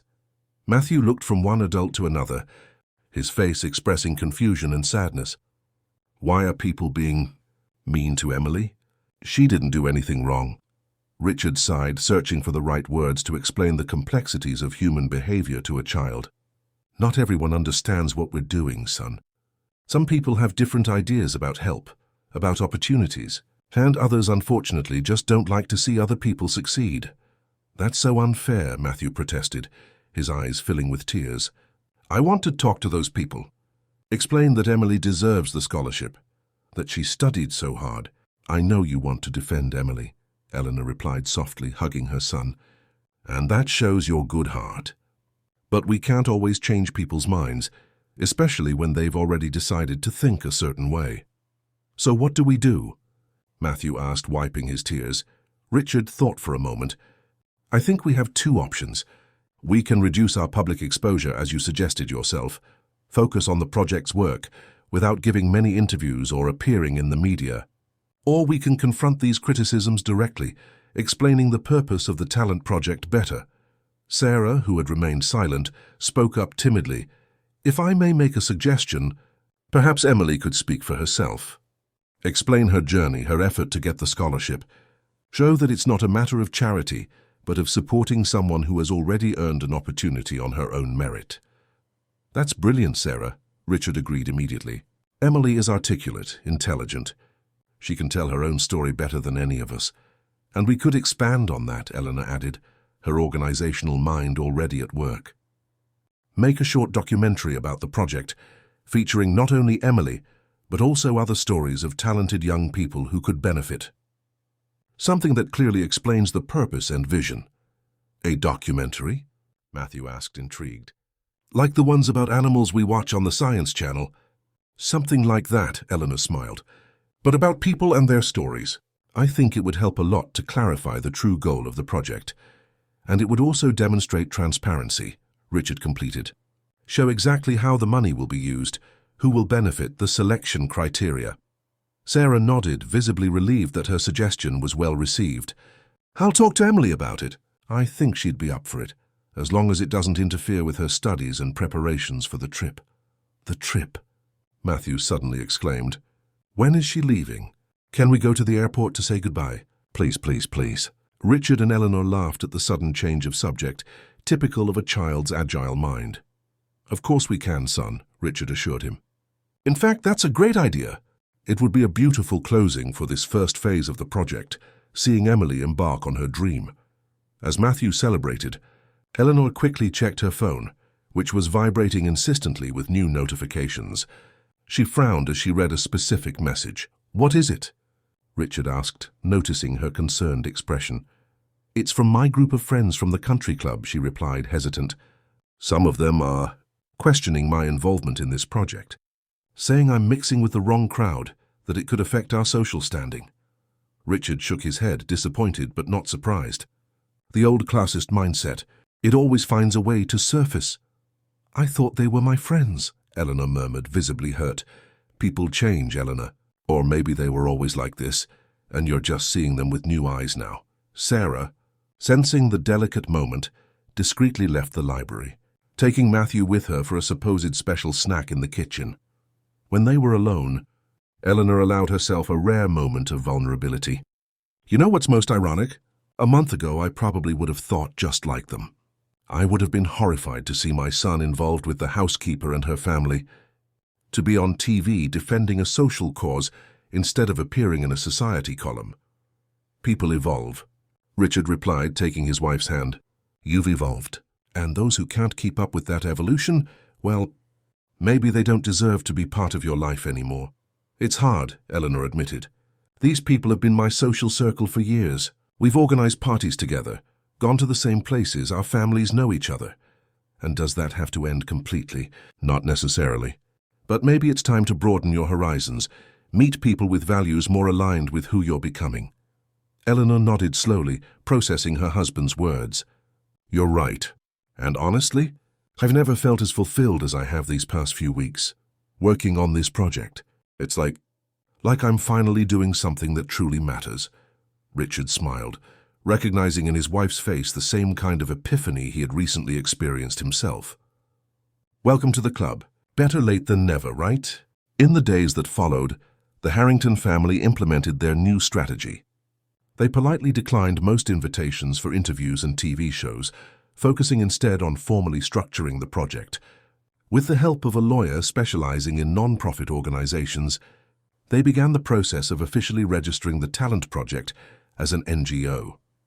Emily, after some initial hesitation, agreed to participate in an explanatory video about her journey and the significance of the scholarship she had won. Filmed in the Harringtons' library with professional equipment borrowed from a friend of Richard's, the video showed the young woman speaking eloquently about her years of study, the difficulties she faced, and her dream of becoming an environmental engineer to contribute sustainable solutions for underserved communities. "I'm not receiving a gift," she explained with dignity. "I earned this scholarship by studying late into the night after full days of work, while many of my peers had the privilege of only studying. The support I'm receiving now is an investment, not just in me, but in everything I will be able to accomplish with my education." The video, shared on the newly created social media channels for the Talent Project, quickly went viral, generating a wave of support that effectively silenced the negative criticism. More importantly, it attracted the attention of other educational institutions and companies interested in partnerships. A week later, the Harrington family, accompanied by Sarah, headed to Los Angeles International Airport. In the back seat of the car, Matthew anxiously held a small package, a farewell gift for Emily, who was flying to London that afternoon. "What did you get for her, son?" Eleanor asked, turning from the front seat. "It's a compass," Matthew replied proudly.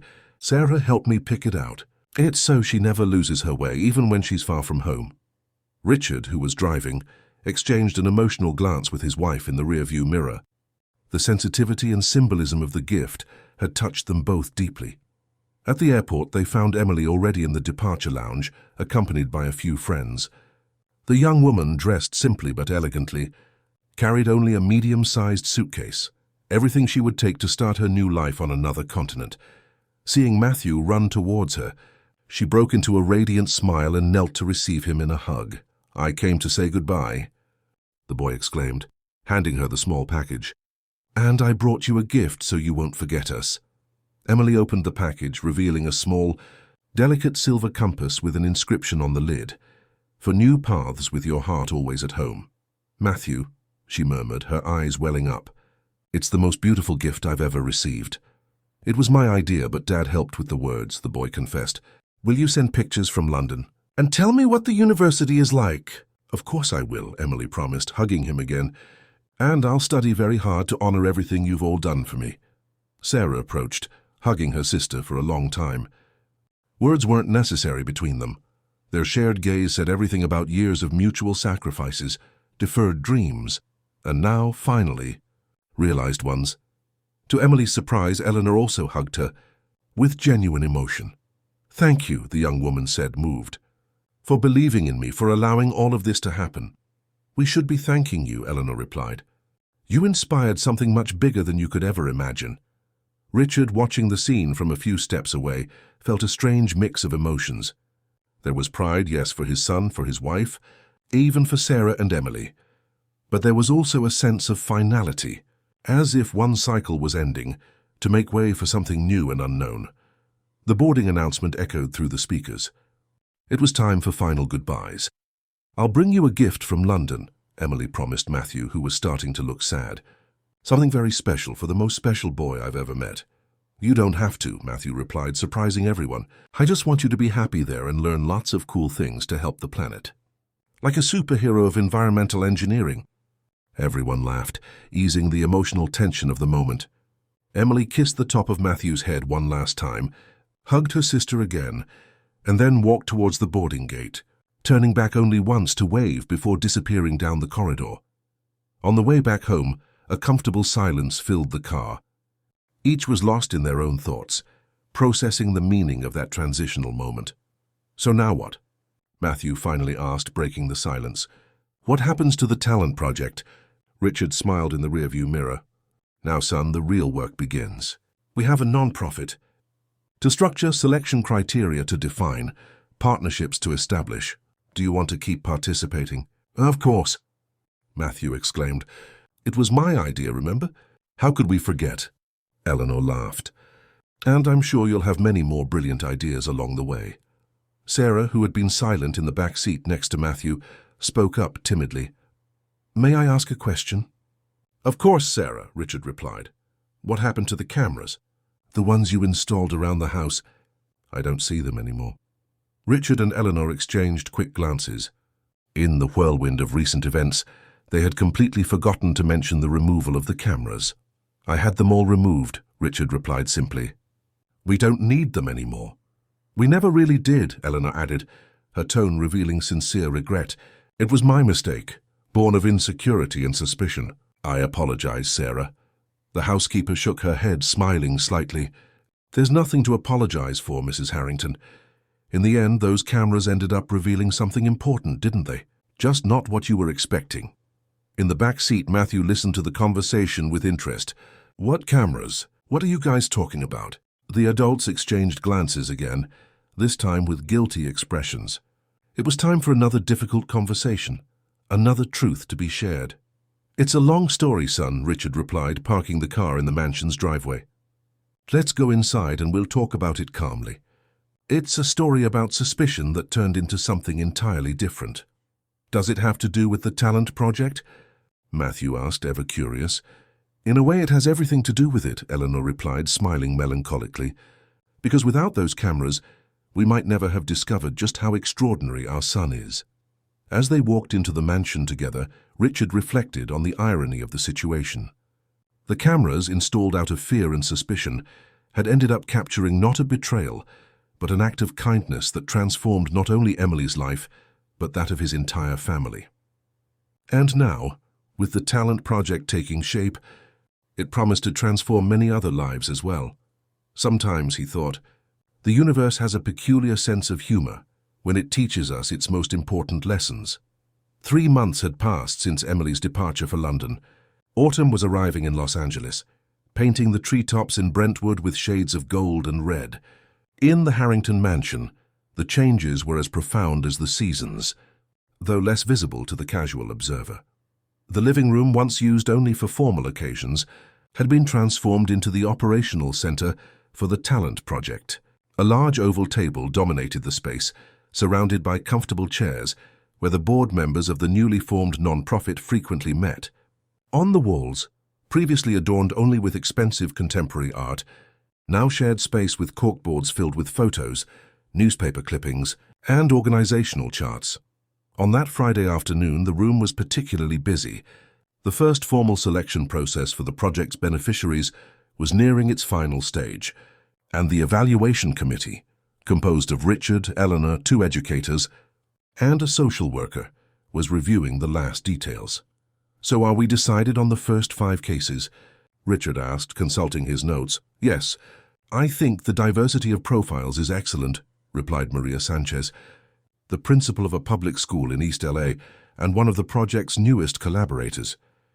We have Carlos, a 16-year-old pianist from the Valley, an 18-year-old robotics researcher from Santa Monica, Philip, a 14-year-old mathematician from Compton, Yasmin, a 15-year-old Paralympic swimmer from Boyle Heights, and Edward, a 17-year-old app developer from Inglewood.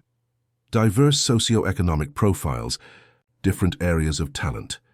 Good geographic distribution, agreed Eleanor, who in recent months had revealed herself to be an extremely competent manager for the project, and all with proven potential and dedication in their fields. Paul Miller, who had also joined the board after Richard's decision to sell part of his stake in the hospital, smiled in approval.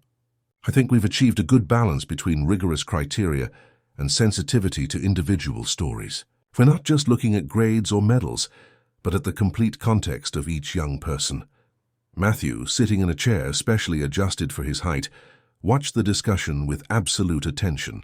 Although his participation in technical decisions was limited, after all he was only 8, his presence at meetings was considered essential.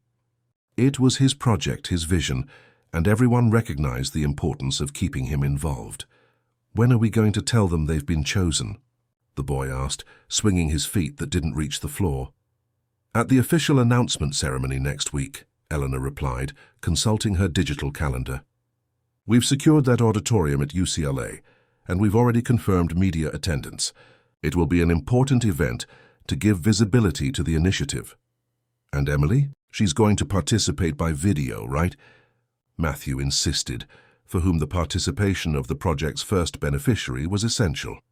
Yes, son, Richard confirmed. We've arranged everything. She'll make a video call directly from London, talk about her experience, and offer some words of encouragement to the new recipients.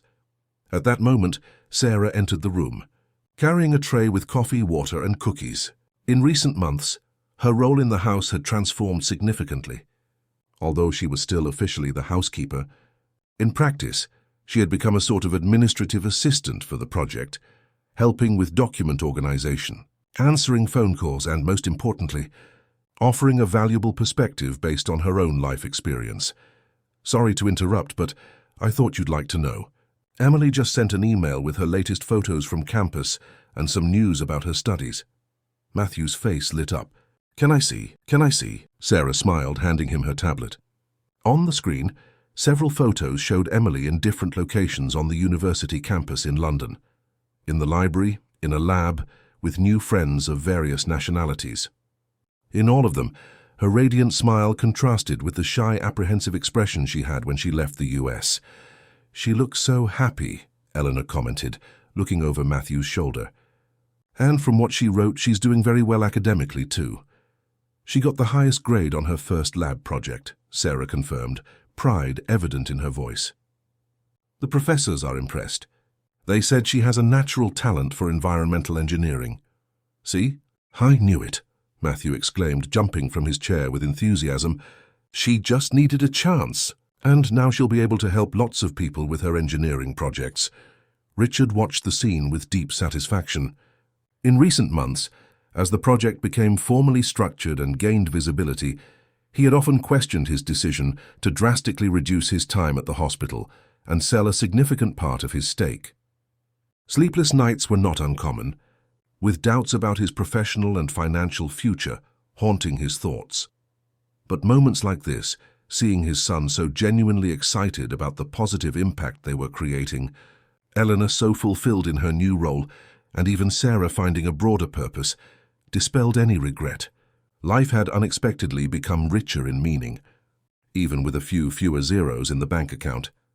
The meeting continued for another hour, with practical details about the ceremony, discussions about the project's next steps, and plans for long-term fundraising.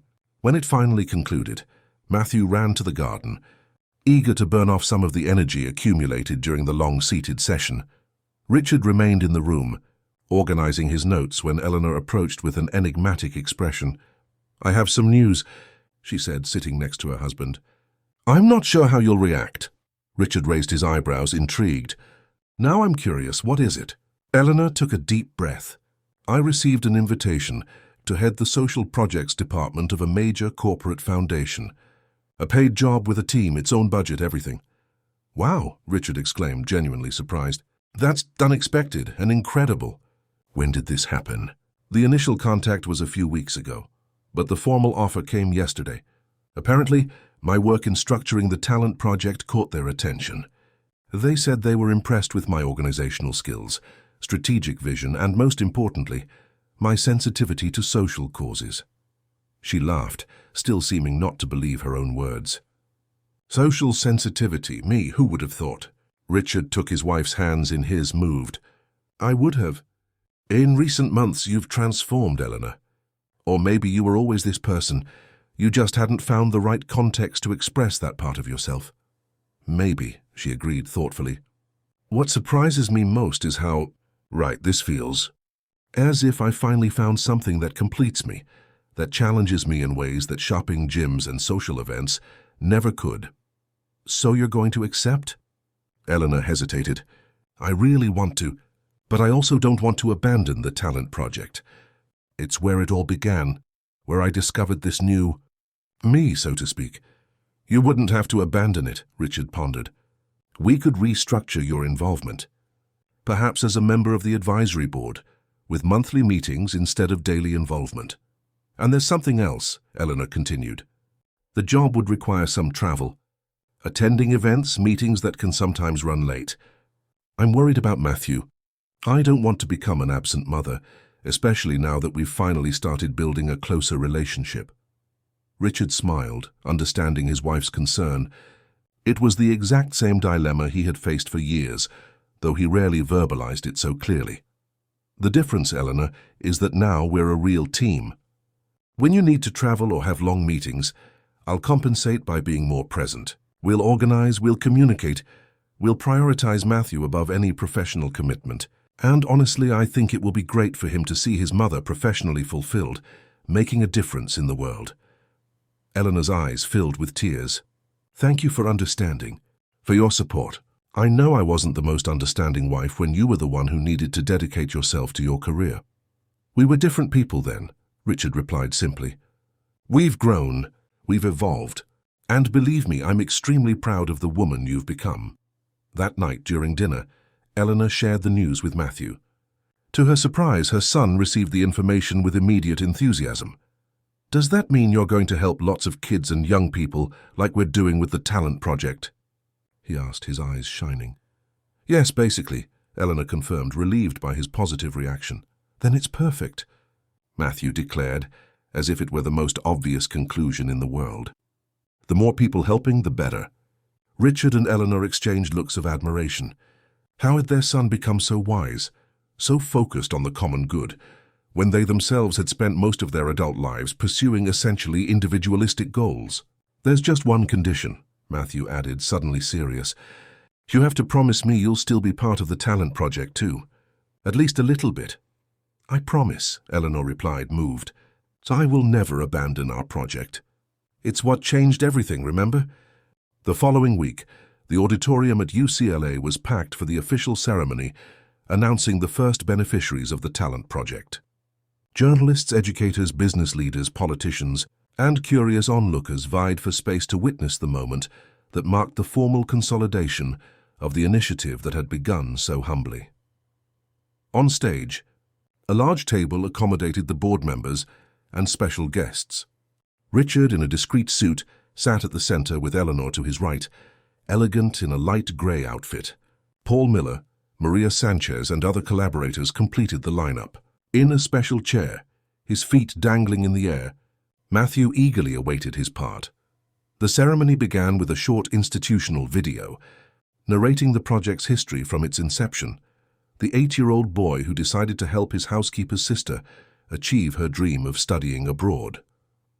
The footage showed Matthew counting coins from his piggy bank, making drawings to sell, researching on the internet, all interwoven with scenes of the project's current structure, the headquarters, the board meetings, the selection processes.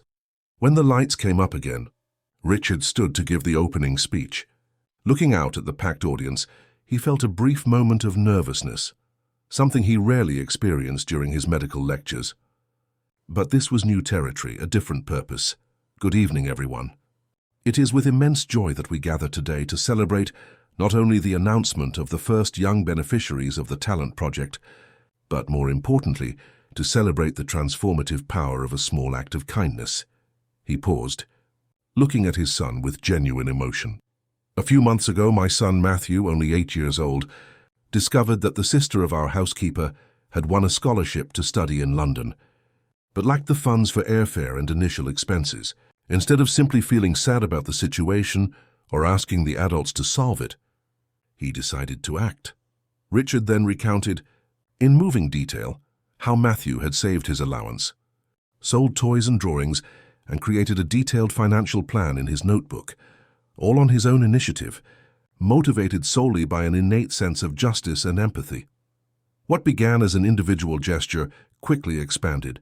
School friends joined in, then their parents, then the entire school community. And today, just 3 months later, we have a formally constituted organization, with transparent processes, clear criteria, and the goal of identifying and supporting talented young people who, like Emily, just need an opportunity to shine.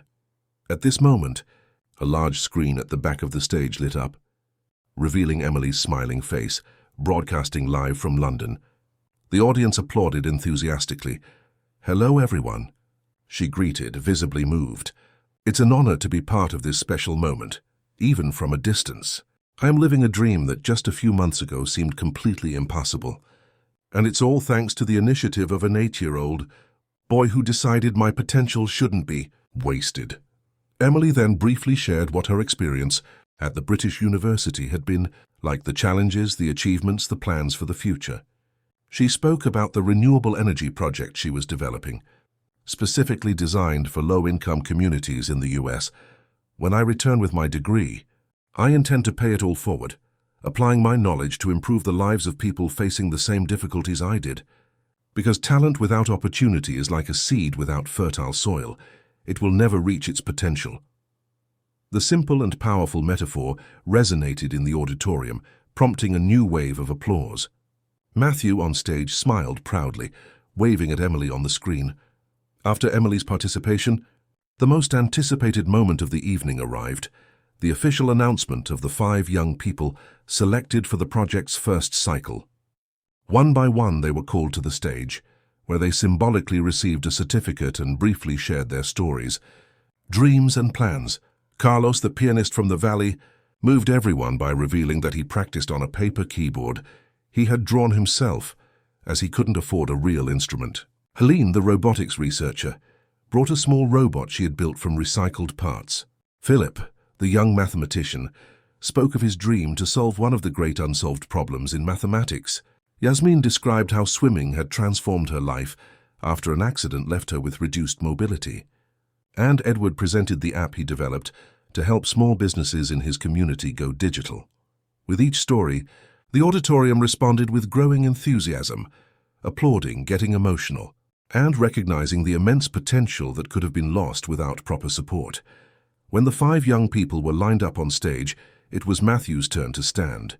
Richard's heart raced. It wasn't planned for his son to speak at this moment, but Eleanor squeezed his hand, signaling that it was okay, that they had arranged this little surprise. Matthew stood before the microphone, which had to be adjusted to his height. He looked at the 5 young people, then at the audience, and finally at his parents, seeking encouragement. Richard nodded, conveying confidence. "Hi, everyone," he began with the simplicity of a child. "I'm Matthew, and I'm 8 years old. When I started saving coins from my piggy bank to help Sarah's sister, I never imagined it would turn into all this."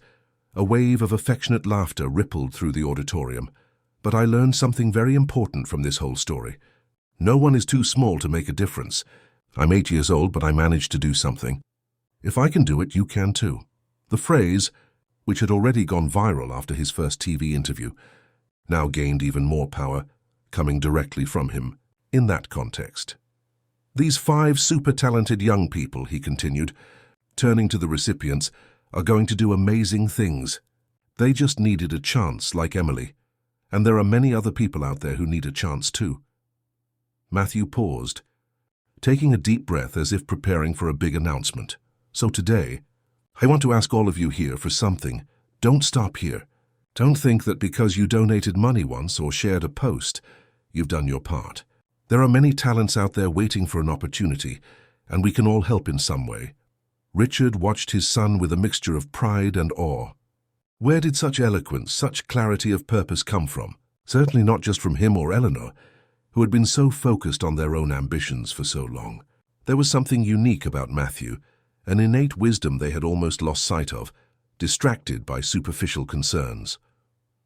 "Thank you for helping the talent project," Matthew concluded. "But most of all, thank you for believing that everyone deserves a chance to show their worth." The auditorium erupted in applause. Many rose to their feet, creating a standing ovation that seemed endless. The 5 selected young people approached Matthew, hugging him with genuine emotion. On the screen, Emily's face showed tears of joy. Eleanor, next to Richard, was also crying silently. "He's incredible," she murmured. "How did we not see this before?" "We were too busy looking at other things," Richard replied, equally moved. "But we're seeing it now, and that's what matters." The ceremony continued with technical presentations about the project's operations, speeches from partners and supporters, and the announcement of new corporate sponsorships that guaranteed the initiative's sustainability for at least 3 years. But nothing surpassed the impact of Matthew's brief speech, the pure essence of the vision that had inspired it all. Hours later, back at home, the Harrington family gathered in the living room for a moment of relaxation after the intense event. Matthew, despite his evident fatigue, was still brimming with enthusiasm, recalling every detail of the night. "Did you see Yasmin's face when they announced she won? Helene's little robot, how cool was that? And Edward said he's going to teach me how to make apps too." Richard and Eleanor watched their son with tired but satisfied smiles. The transformation in their lives over the past few months had been profound and multifaceted. From a fragmented family, with each member living in their own parallel world, they had become a cohesive unit, united by a common purpose. "Son," Richard called softly, when Matthew finally paused in his excited retelling.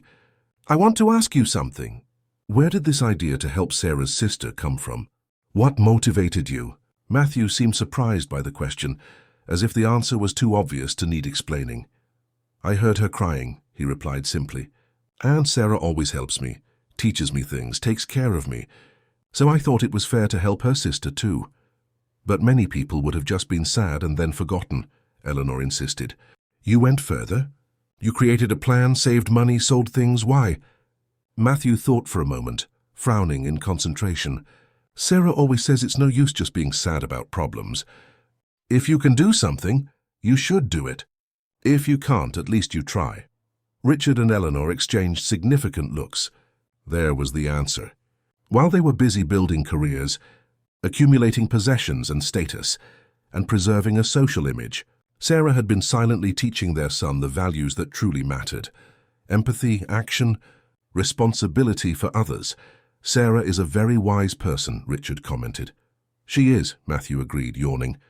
"Can I invite Carlos and the others to come over sometime? I want to show my books to Philip.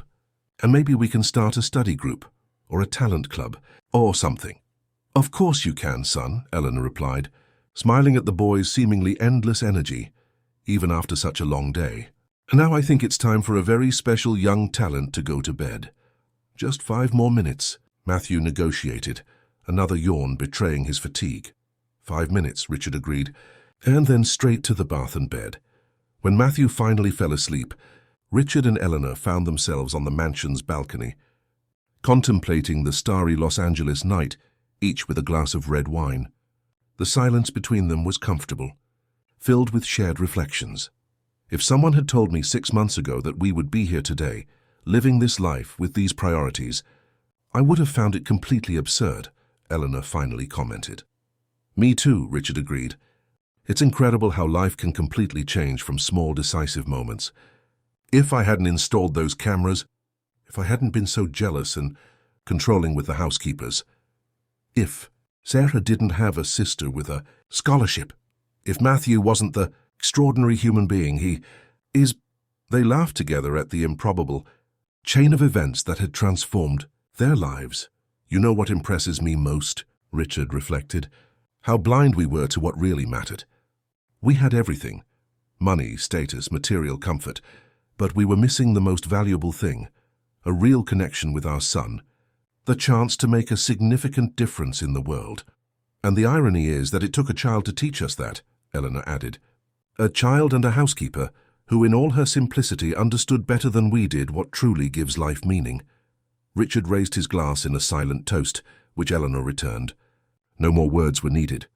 They both knew that, despite all the professional successes they had accumulated over the years, the greatest achievement of their lives was sleeping in the next room, not just because he was their son, but because of the extraordinary human being he had revealed himself to be.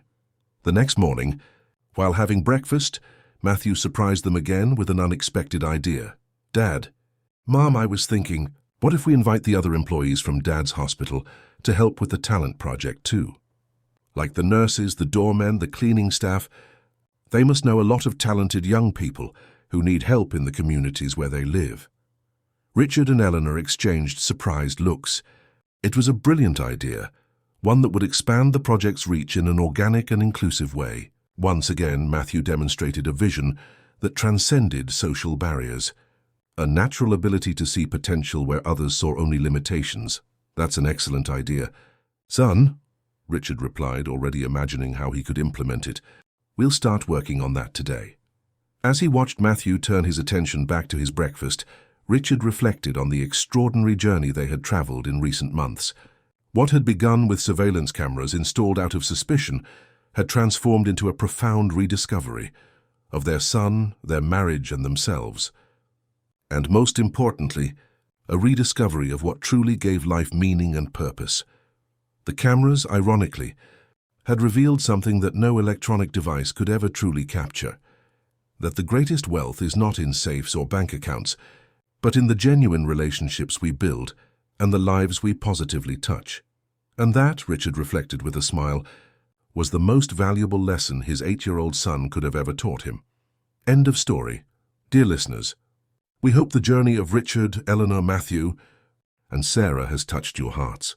This story reminds us that profound transformations can begin with small gestures of kindness, and that we are never too young to make a difference in the world around us.